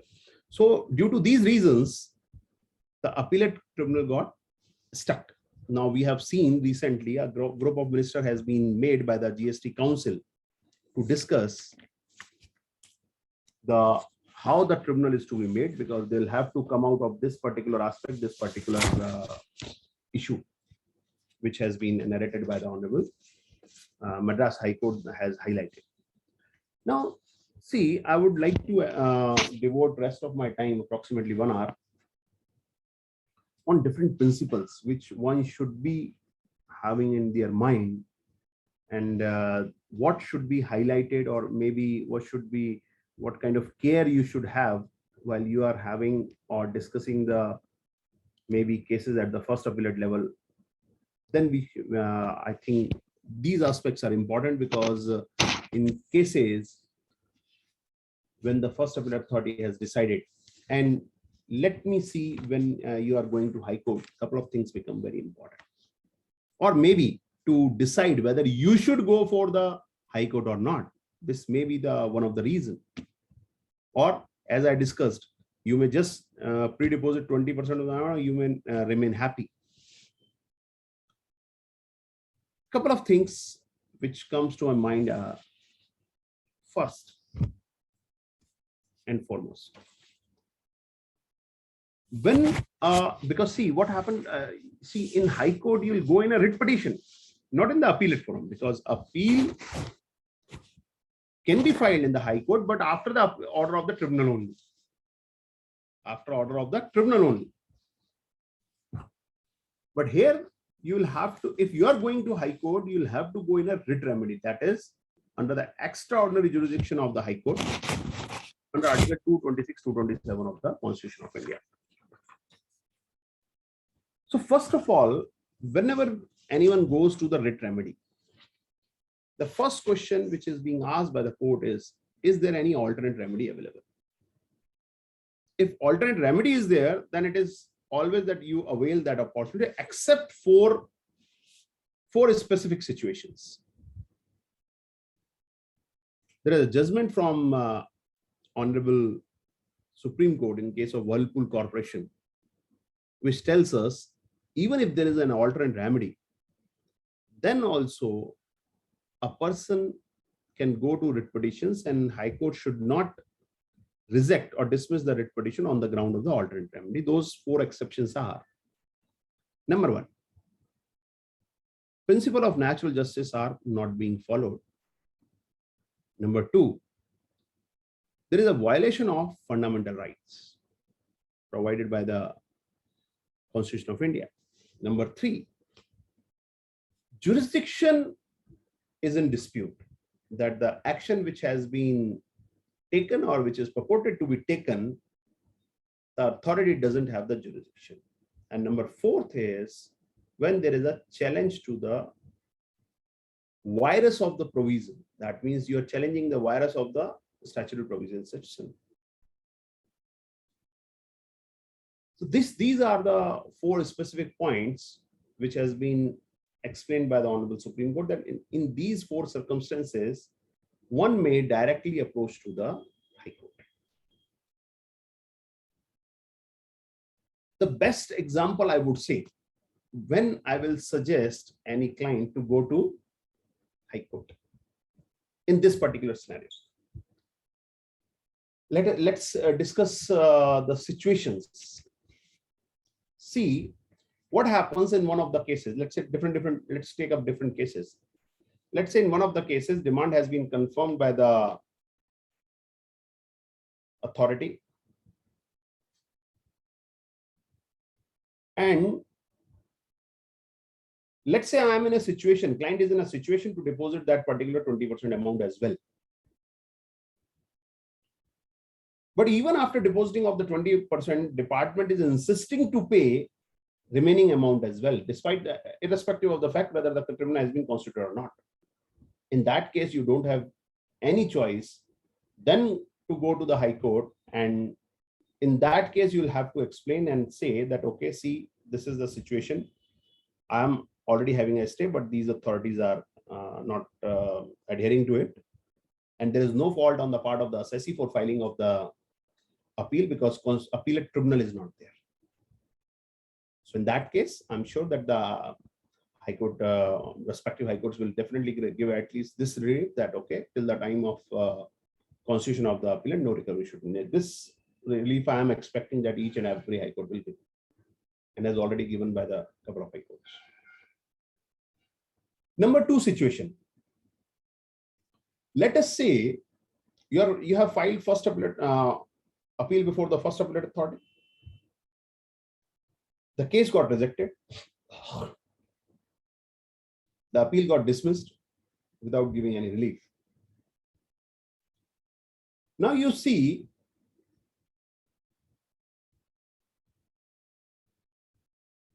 that a particular appellate authority has followed a particular circular.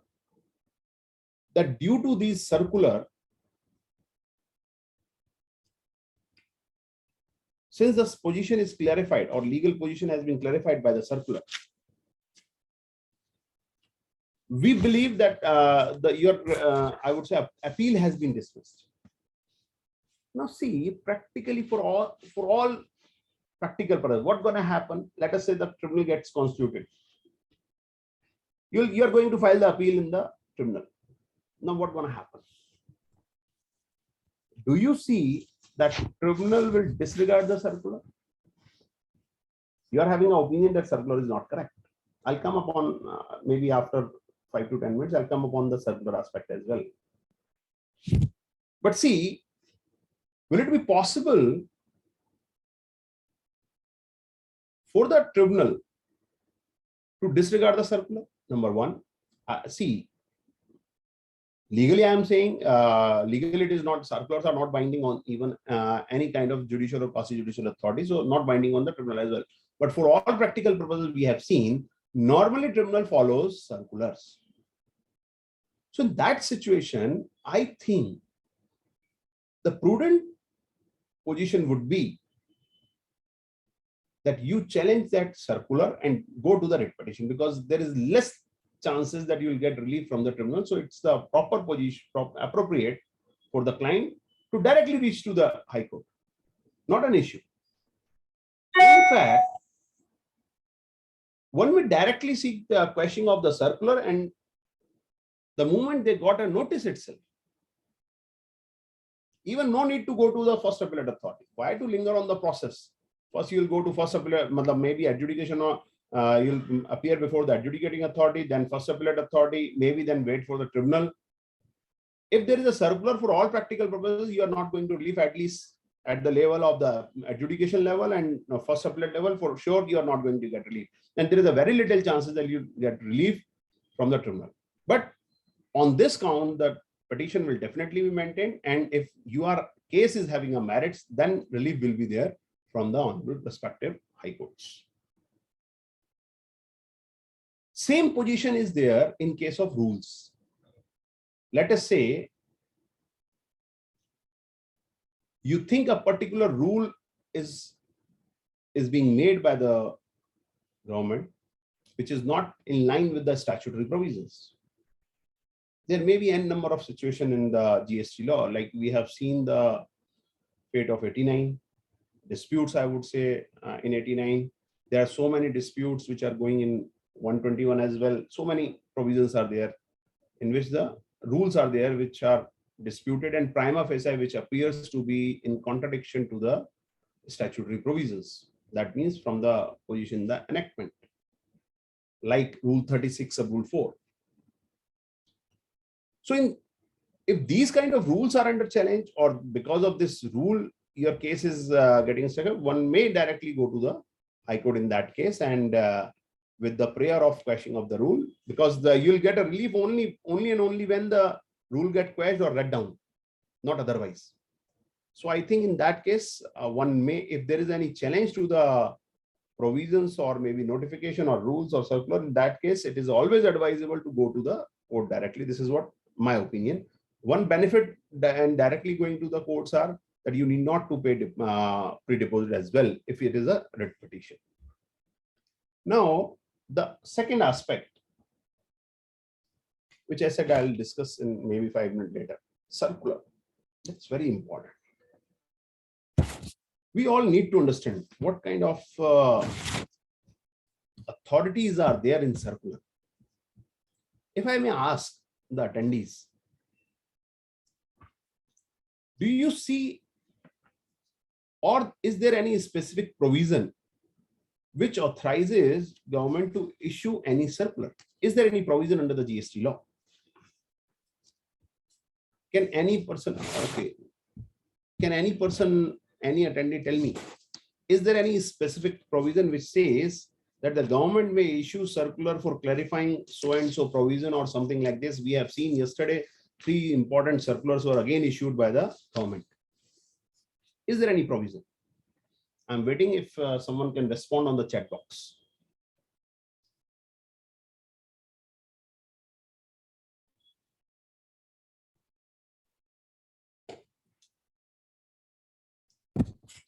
No one has responded till now. Anyways, see, let me tell you, in my humble opinion, there is no provision in the law. There is no provision in the law which says that a circular is to be issued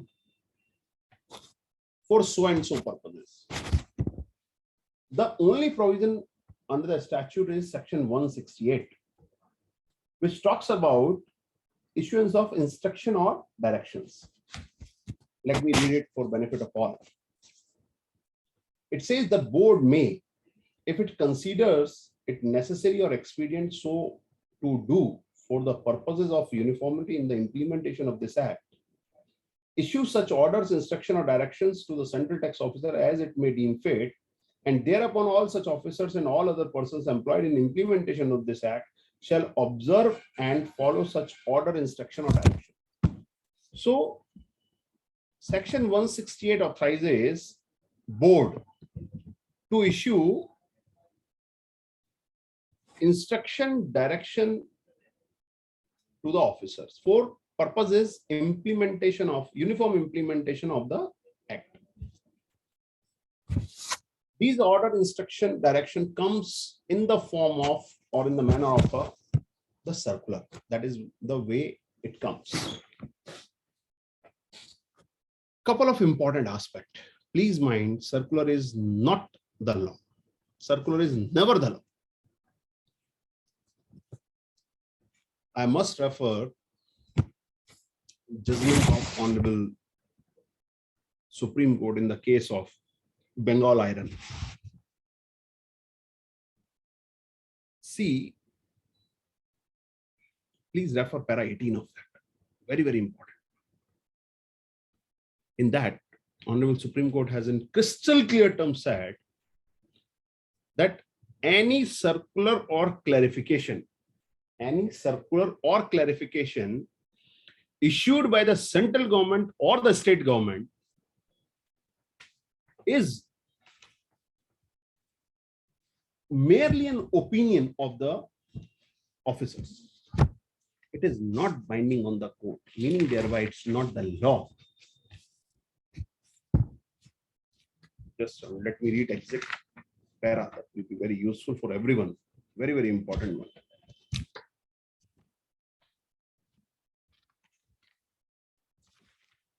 Para number 18.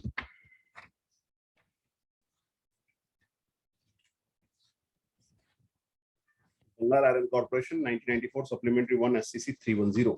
It specifically says, so far as clarification circular issued by the central government or the state government, in our case, we are getting circulars from the board, not even the government. Supreme Court says issued by the central government or the state government are concerned, they represent merely their understanding of the statutory provisions. They are not binding upon the courts. Court के ऊपर किसी तरीके से bounding नहीं है, that means it is not a statutory provisions. What happens? It is binding on the authorities when there is a order, instruction, or direction, as we have discussed in section 168. It is binding on the officers themselves. The moment it is binding on the officers, you know that the circulars are being followed by the officers like Bible, Gita, Quran.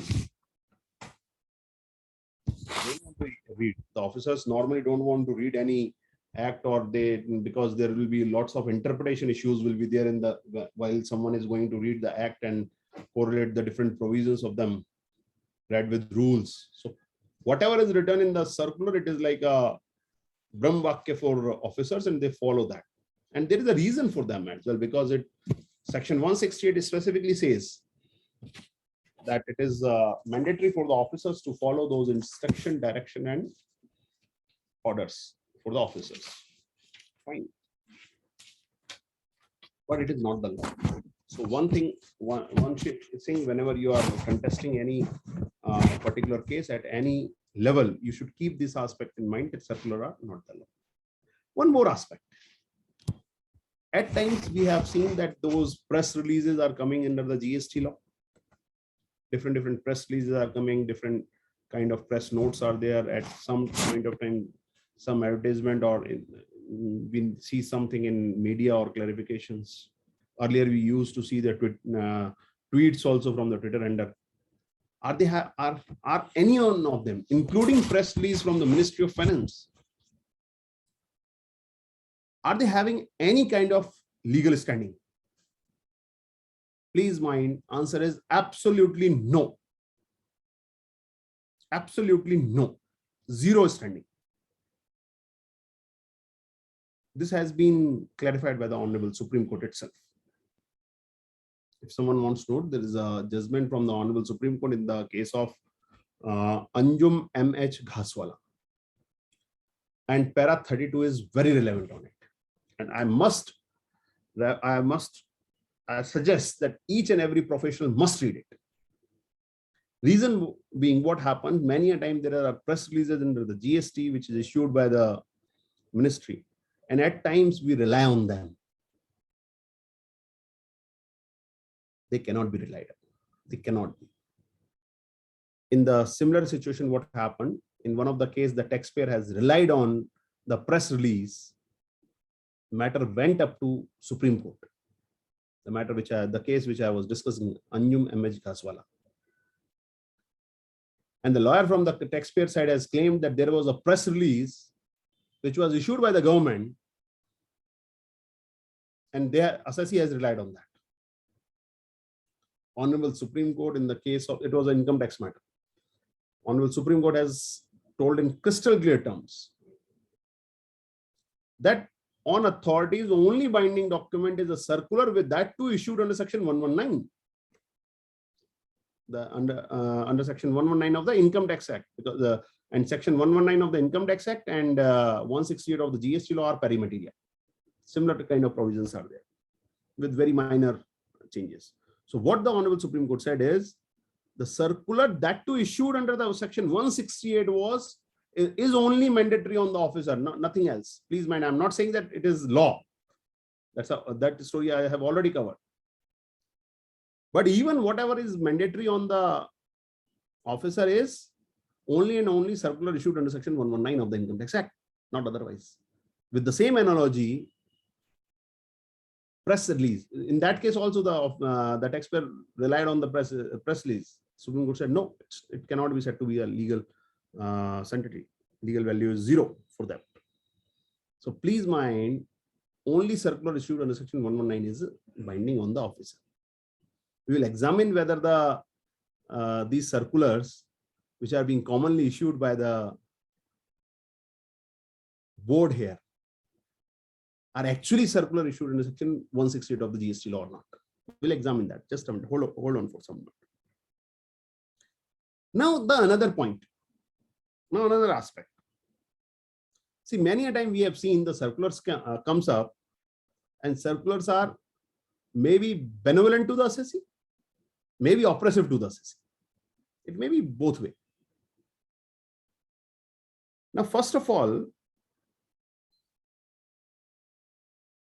one may refer the judgment of Honorable Supreme Court in the case of Mysore Electrical, whereby the Honorable Supreme Court has specifically, if I'm not on 2006 judgment is that, whereby Honorable Supreme Court has clearly said that if it is a beneficial circular, beneficial means beneficial to the assessee, it will be having a retrospective implementation. That means if some dispute was there, for example, under the GST law, there was some dispute in, let's say, one of the, but let's say, for example, a rate of any of the product, that whether the rate would be 12% or 18%, and circular comes up and says it is 12%. Yes, it will be binding from the day one. Now let's talk about the different circular, which is detrimental to the interest of the taxpayer, or I would say oppressive circulars. Let me give you an example. What happened? There was a confusion, or I would say there are difference of opinion on the rate which is applicable on the royalty, which is, or I would say the rate of tax on the services or services provided by the government for giving rights and minds, consideration of which is being reflected in terms of royalty. Please mind, I'm not saying it is taxable, but assuming it is taxable, there is good reason to say that this royalty is not at all taxable. But as of now, I'm not discussing that aspect. Assuming that it is the assessee has taken a position and admitted that, okay, royalty is taxable. On royalty, RCM is to be deposited. But at what tax rate? More specifically, before 1st January 2019, after 1st January, it was the rate schedule got amended. There are different 3 rates are there, and ultimately the rate schedule got amended, and 18% rate was specifically provided over there. Before that, what was the rate? There are a couple of advanced ruling which says 5%. 5% means actually the rate is the rate which is applicable on the respective goods. For example, there is a mining of aggregate, and the tax rate on aggregate is 5%. In that case, the RCM is to be discharged at the rate of 5%. On the contrary, couple of advanced rulings are also says that it is 18% for a pre-31st December 2018 period. Now circular comes, so but precisely a position was settled after coming up of this notification, whereby the rate of tax was specifically provided to be 18%. Now there is a circular which is coming on other aspect, has given a passing remarks about the rate of tax which is applicable on this royalty for the period starting from 1st July 2017 to 31st December 2018. They said, okay, it was never the intention to charge the rate of tax on this royalty, which is equivalent to the rate applicable on respective, whether it should be 18% from the day one. This is what they have mentioned in the circular. Now what's going to happen? This is a circular which is an oppressive one, I would say, detrimental to the interest of the assessee. So in that case, if it is the situation, the assessee has a right, or the taxpayer has a right to get the enforcement of that kind of circular only and only on prospective. Let me give you another example. What happened recently under the GST? There was an entry, or rather there is an entry number 23A in the exemption notification number 12/2017, which was introduced with effect from 13th October 2017. It was not part of the original notification, but rather it was introduced with effect from 13th October 2017. Now, what happened once this exemption was there? This is an exemption in relation to annuities which are being received by the concessionaire for granting access to road. Once this exemption entry was introduced, immediately after that, the NHAI issued the circular on the basis of that particular amendment, that, okay, whatever the infra projects are there in which annuities are being paid, those are exempted one. That is why NHAI will not pay the GST amount to the concessionaires. This is what the circular came from the NHAI side. On the same parity, Ministry of Highways and Road Transportation also issue one of the notification on the same lines in 2018. But what happened? That is interesting one. What happened in June 2020, the board came up with a circular. The board came up with a circular number 150/2021. 2021 में एक नया circular आता है, which says annuity received by the contractors are not exempted, rather taxable.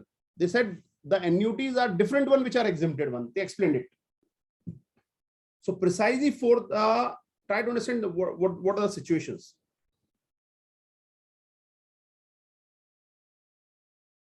What board has said in that circular number 150/2021 that annuities which are being received by the road contractors are not exempted, rather it is taxable.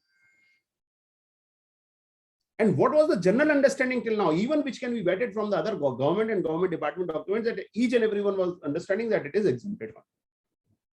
I'm not commenting on merits of that particular circular as of now, because recently that circular has quashed as well by the Honorable Karnataka High Court. But even otherwise, having said so, that it is not quashed. For example, my point here is that one has a right to get that circular enforced for the prospective period only. For the prospective period only. That is very important. And this aspect, as I have already said, Mysore Electrical and following the Mysore Electrical, a very, very small judgment is there. Suchitra Components versus Union of India. Sorry, Suchitra Components versus Commissioner of Central Excise. Please refer that. In a very beautiful manner, in a very, very small judgment, para number 3 is there, in which Supreme Court has specifically said this. So if there is an oppressive circular, the assessee has, a taxpayer has a right to get it forced prospectively only. That means if there is a circular which is clarifies something which is oppressive in nature, which is going to change the whole of this chemistry or the whole of the game of rules of the game, in that case, you can get it enforced prospectively only. So that is very important. So whenever your case is covered by some situations, for example, recently we have received, yesterday only a circular has been received for so many items. Like one of the item is, let's say, ice cream. So they are coming up with some kind of so-called, I would say, relief for the taxpayer also, which have not paid the taxes correctly as per them, as per the government authority. So I would say that no one can say that the circular is the law, and just because circular is saying so, taxability cannot be decided. Or one more aspect on the circular. Recently, in the very same circular, which released on yesterday, they have clarified that services of IVF, the hospitals provide in the nature of IVF, are exempted as well. Again, this is a beneficial circular, I would say, because at some point of time you must have heard a couple of raids were being initiated by the department, and the allegation was, no, this IVF treatment is not a healthcare services. It is neither preventive nor curative, so it cannot be said to be a healthcare services. That is why the department was trying to charge tax on them, but somehow they have clarified. So now this is a circular, beneficial, you can use it retrospectively. So whenever you are having these kind of issues, please mind circular is not the law, but if the circular is beneficial to you, please use it. Supreme Court judgments are there to protect you. Now, one more aspect, which is, I think, which can be very useful for us, today's discussion or today's topic. What happened? Let's say you have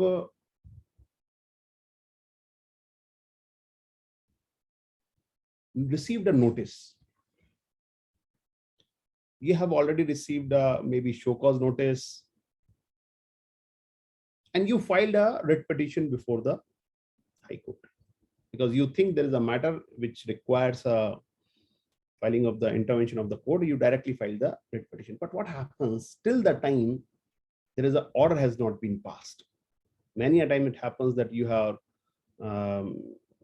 filed the petition, but no order has been filed, case has not been listed, or if listed, it could not come for any hearing. Similarly, it can happen that first appellate order has been passed, and now since the department was trying to force the recovery, you have filed a petition before the High Court, and till the time you are going to dispose of, till the time any interim order is being passed by the High Court, department is forcing you for the payment of the taxes. Now what to do? Because the moment you are going to say to that officer that, see, I have filed the case before the High Court. So, or maybe the High Court had a couple of hearings has happened in the High Court. High Court has heard the case on the merits, but it may be a part heard case, or maybe whatever, by whatsoever reason you don't have any stay order as of now with you. Now the officer presses for the recovery, and only the point from their side is, since you don't have any kind of stay, will proceed for recovery if you are not going to pay them. I must suggest at this particular point of time, please refer judgment of the Honorable Supreme Court in the case of Parley International Limited.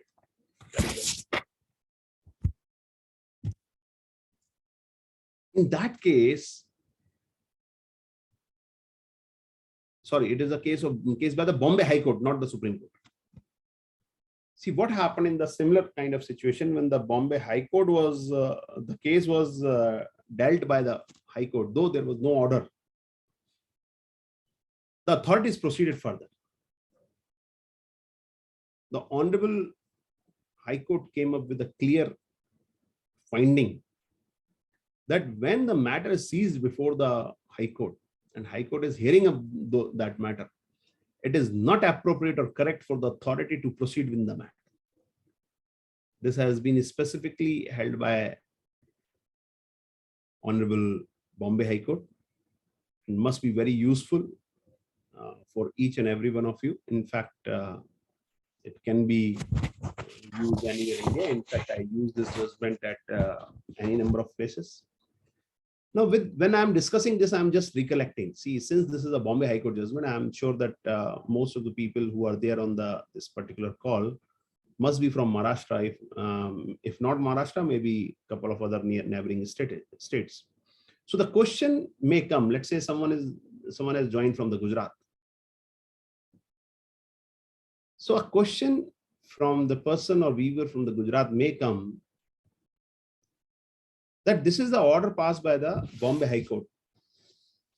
Is it having any precedential value in the Gujarat, before the Gujarat authorities?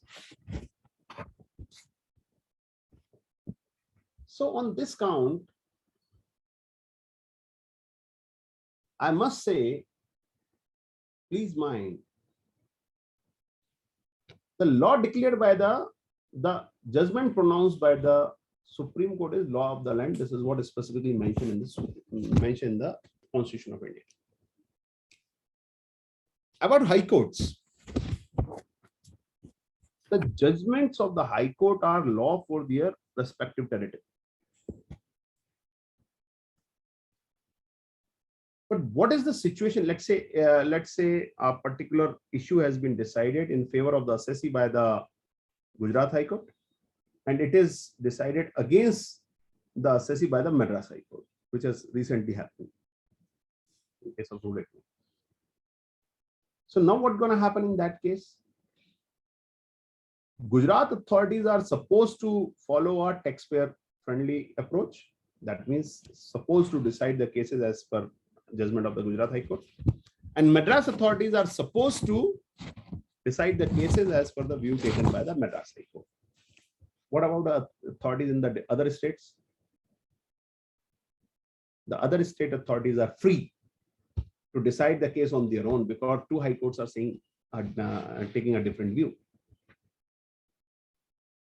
What about the scenario whereby there is a judgment from only one high court, or maybe a couple of high courts taking the same view?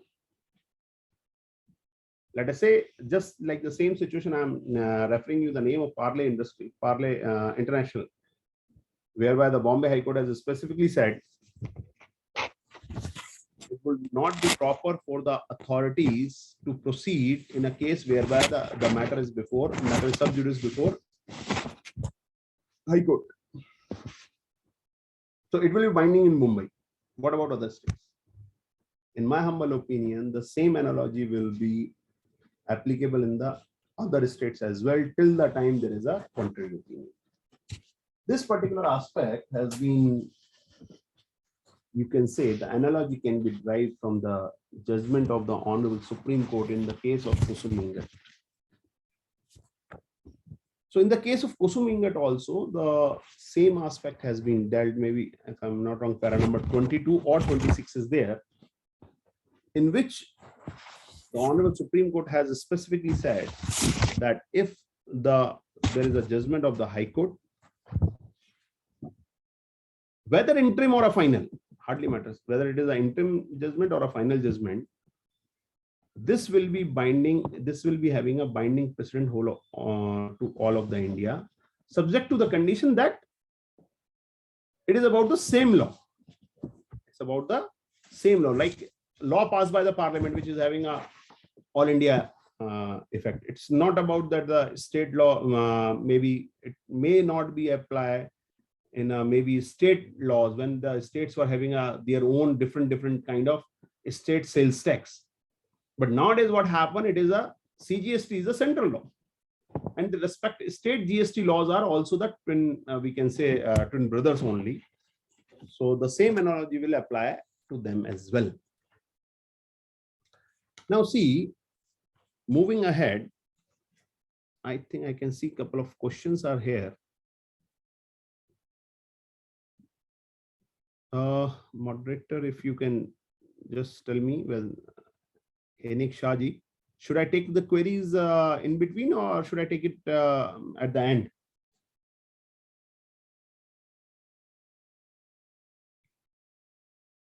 Mr. Shah, can you suggest me?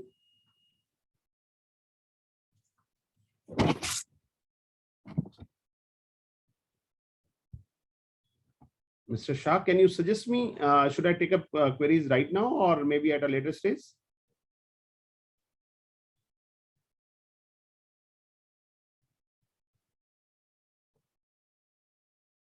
Henry, you got unmuted for a couple of minutes, but now again muted. Sorry, sir. Can you please tell me, should I take up queries which are there on the Q&A box right now or maybe at a later stage? हाँ sir, चलेगा sir. Okay, should I take it right now? Yes sir. Okay. So there is one query from Jyoti Pendukar. What about a notification, whether they are a law? Yes. See, notifications are always gazetted, and they are even presented before the Parliament for their ratification as well as a part of record. So notifications and rules are always law. But please mind, neither notification nor any rule can go beyond what is specified or provided in the statutory provisions. Just like a statutory provision cannot go beyond the provisions which are there, which are there in the Constitution. Similarly, any notification or the rule cannot go beyond what is provided in the Parent Act. That means CGST or SGST Act. If they do so, in that case, it will be treated as a ultra virus. But please mind, who is going to decide? Who is going to decide whether it is beyond the statutory provisions or not? It cannot be decided. It cannot be declared. It's not open for an assessee to treat it anything as ultra virus. It has to be declared by the court of law only, that is High Court or the Supreme Court. That's it. Now, next, there is a query. In particular, I'm interested in understanding Rule 88B impact in case of delayed reporting of the liability for returns filed in time. Okay. See, let's take up a very interesting principle with this particular query.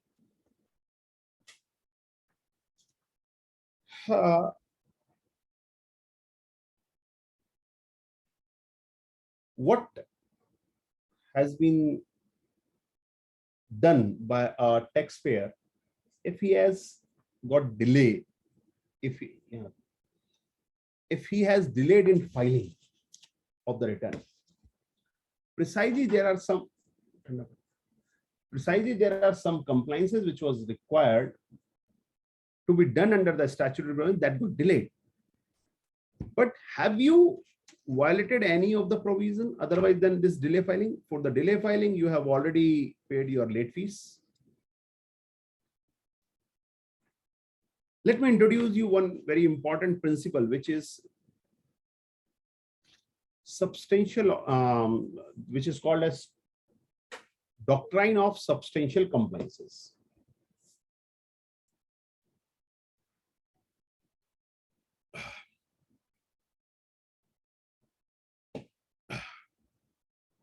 See,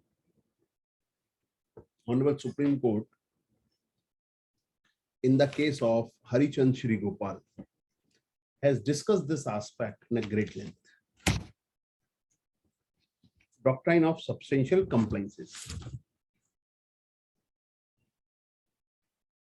Whenever you are given any kind of benefit or exemption, the same cannot be denied merely on the procedural lapses. Please try to understand this. That's very, very important principle. I'll link it up with the penal provisions which you were referring. But firstly, we need to understand that there are two types of provisions, two types of conditions in all those situations. Number one, conditions which are mandatory, and the another is condition which are directory, or the which cannot be said to be a mandatory essence or basic essence of specific requirements.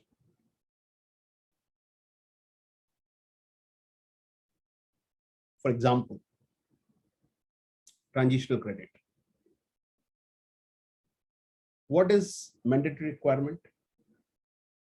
You will be eligible to take credit of your stocks which are lying with you. 4 or 5 conditions were there. That stock should be of within 1 year's range. That means you should have invoice of within 1 year. The item ultimately produced out of it or maybe sold is not an exempted item. Tax should be there in the invoice. You should have a possession of the invoice. So these are the kind of main requirement. Then what happens if you are having this is you are entitled for the credit and you are supposed to file a form or declare it in a form which is to be prescribed. Prescribed by the rules. Now the rule prescribes, Rule 117 prescribes that Tran 1 form is supposed to file. Now a person, let's take 2 or 3 different persons.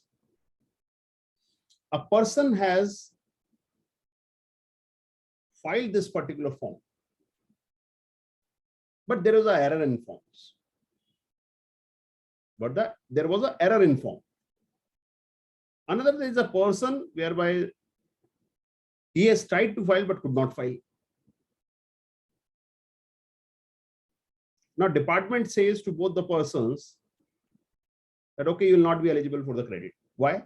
Because second person could not file the form. First person filed but wrongly filed. In my humble opinion, despite this judgment from the Honorable Supreme Court or the specific on the judgments on these aspects, both the cases can be covered by the this principle of doctrine of substantial compliances. That means I am complying with the basic main requirements, which are substantial in nature. That means I'm having a stock, yes. I'm having an invoice, yes. The invoice is having a tax, yes. I'm going to use this goods as a raw material for a taxable product, or I'm going to sell it and pay the tax to the government. It was not exempted in the earlier era as well.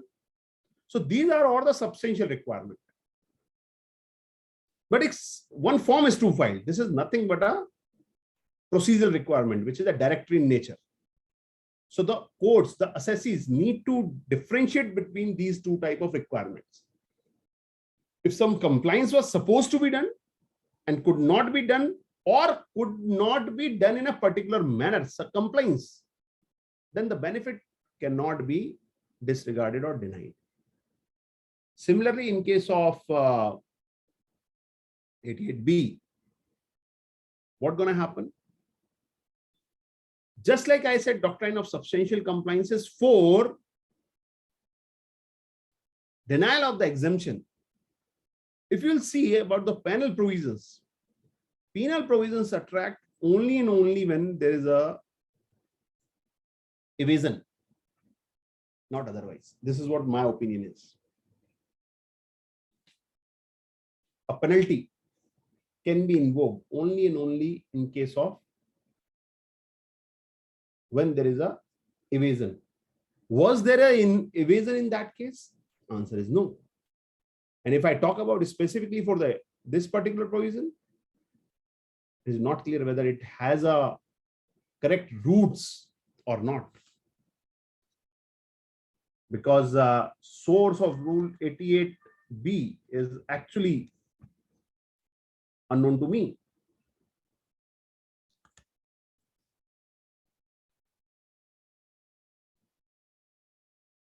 Hello.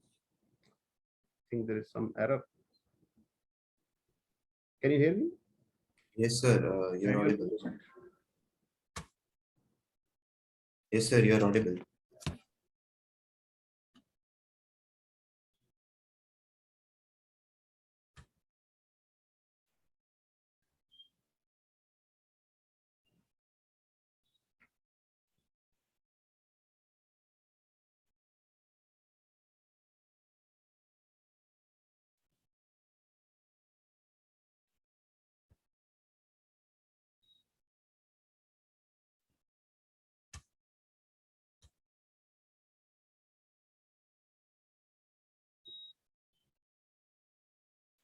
Hello, Jatin sir.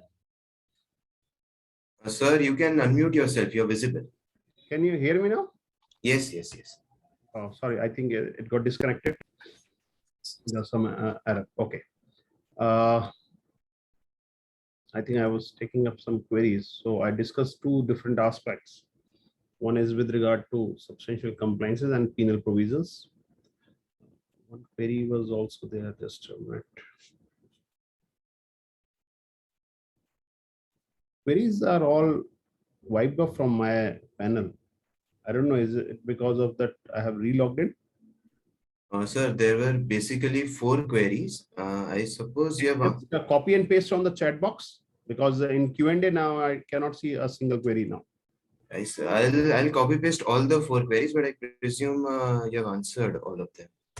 Okay, fine. I think I read 2 and answered 2. Anyways, so going ahead, I think I have discussed this. Yes, 1 or 2 more aspects I wanted to share with all my fellow friends. See, one very important thing which will help you in cases of whenever you are dealing at a maybe tribunal level, whenever it gets notified, or maybe helpful in before the high courts. See, as of now, most of the cases are like my friend Avinash must have dealt with, like fake invoices. That fake invoices are there. There is allegation that you have purchased from a person who is not existing, or most of the cases what happened, there is actually no inquiry has been made by the assessing officers from the supplier side. This is what a reality actually. Now, whatever kind of cases are there with you, I will always advise, whenever there is a third party information or reliance of the Third Parties Act is there by the department officer, please mind, you should always ask for a cross-examination of that particular party. Recently, what happened in one of the cases, I have been informed, I have received a notice that, okay, in so and you have purchased goods from so and so person, and that is a bogus person kind of thing. That is why you please show cause to the Falana officer that why the credit should not be disallowed to you, and then the penalty should be levied and so and so. Now, what happened? What should I do on a first moment? A general practice would be no, and rightly so as well, that okay, you are going to maybe like, okay, you are going to defend your position. That okay, no, I am having an invoice. I bona fidely purchased the goods or services, whatever it is, and maybe this is what goods which I received. This is a goods receipt note, etc., etc. This is what getting reflected in GSTR2, etc., etc. These kind of the please you will take. Fine, agree, not a problem. But before that, when the inquiry stage is going on, I must advise something. That please mind, whenever these kind of information or situation is there, which is having some nexus to the third party, always ask for the first cross-examination of the information. Let us say you get to know from the pre-show cause or show cause or at the inquiry level that okay, department is having an information from the other commissioner, other officer that these parties are difficult, not the correct one or the bogus one, or has not paid the taxes. So in that case, if your case is genuine, you should always ask for a cross-examination of that party. You should always ask the officer that I want to cross-examine that officer, that statement, that party, etc. So that if they are in front of you, then you can degrade the value, evidentiary value which they are of the evidence which they are going to use. Maybe a statement of the other party. Until unless it is cross-examined, the evidentiary value will is under question. So the moment you have cross-examined and in your examination that person said, okay, no, I have supplied the goods, then their credential of their witness will get down to a great extent, and case may mold in your favor. So let me give you the example from one of the case law, very famous case law. Kalrak Glue Factory is a very interesting example of this from the Honorable Supreme Court. What happened in one of the cases? Inquiry was initiated by the department, and what happened? The department has taken a statement of their accountant. The accountant name was Mr. Makilal. They have relied upon the statement, okay, that so and so malpractices were there, or maybe clandestine removal was there, etc., etc. So you have not paid the taxes, and department made the demand on the basis of the statement, which is a statement of the accountant, and statement of the accountant. They're given the show cause notice, created the demand. The counsel of the taxpayer has asked for the cross-examination of the statement, which was not allowed by the officer. Okay, no cross-examination because he is your employee only. So now what happened? Matter reached up to Supreme Court.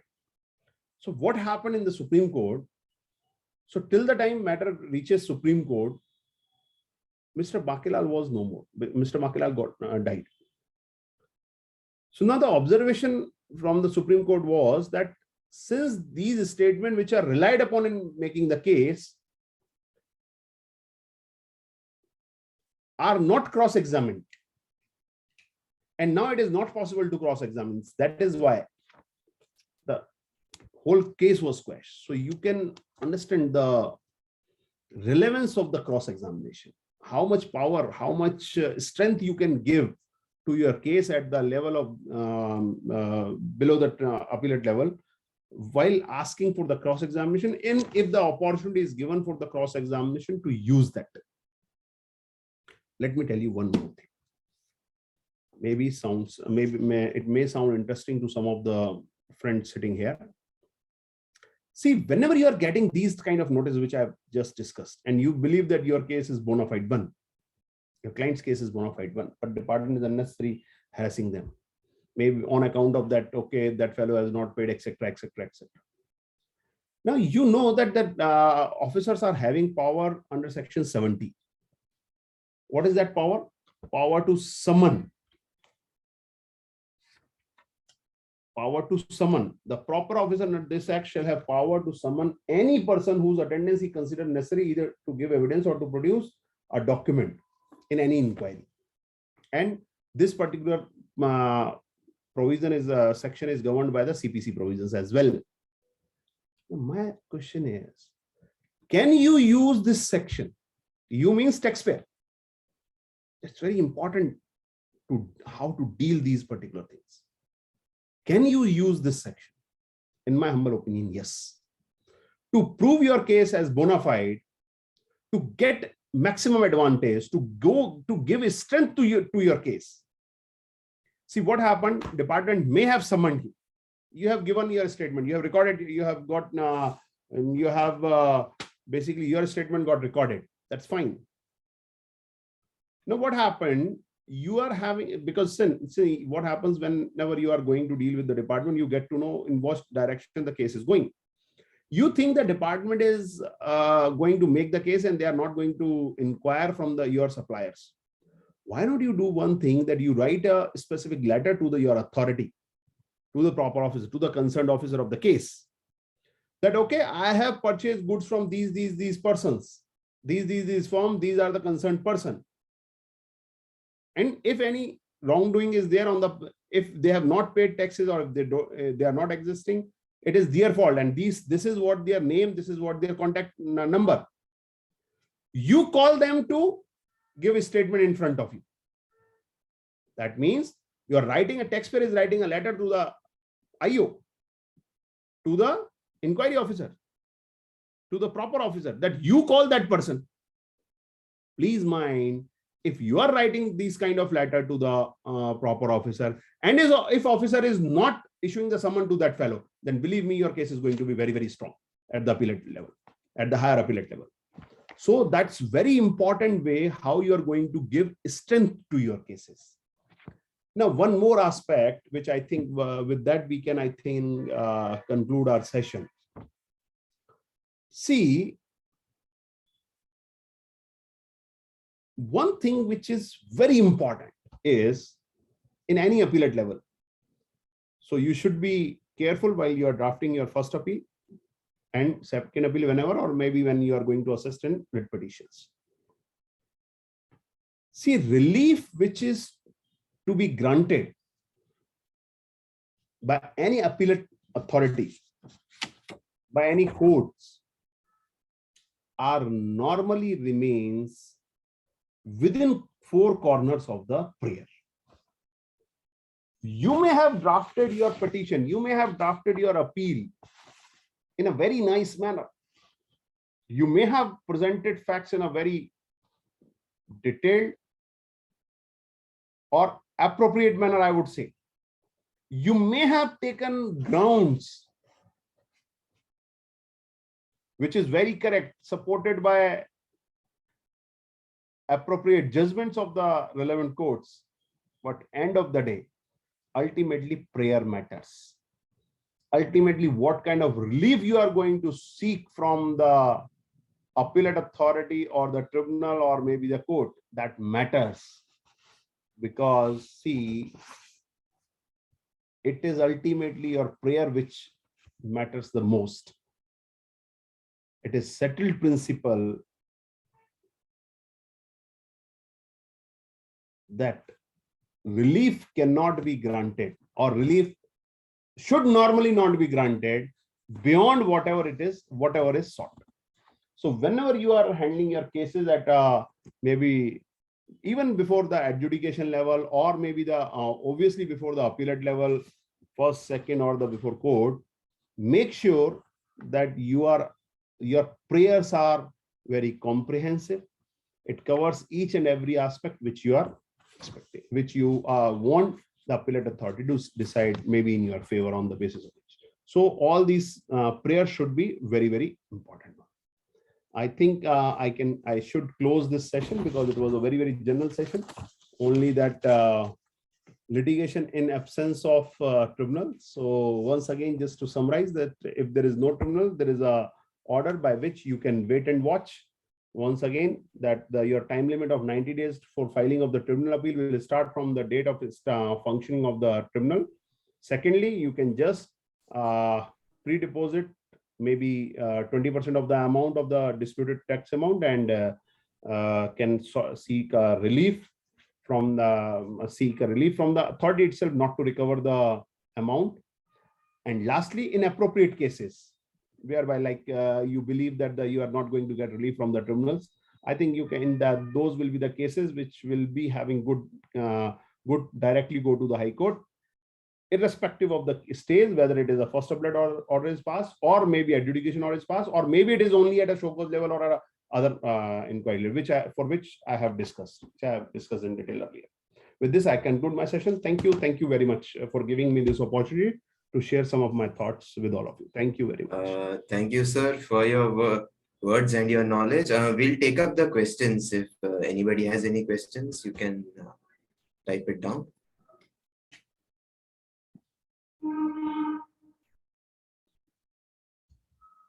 It was a very generalized session, no question by anyone.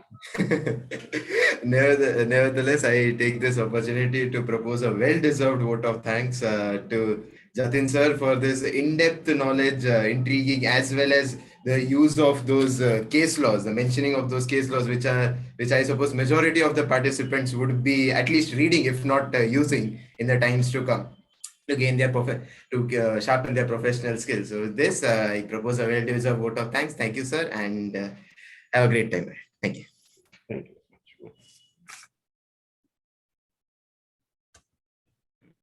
Subhash ji, हाँ hello, बोलिए। हाँ हो गया है, आप कर दीजिए, बंद कर दीजिए। Thank you. हाँ।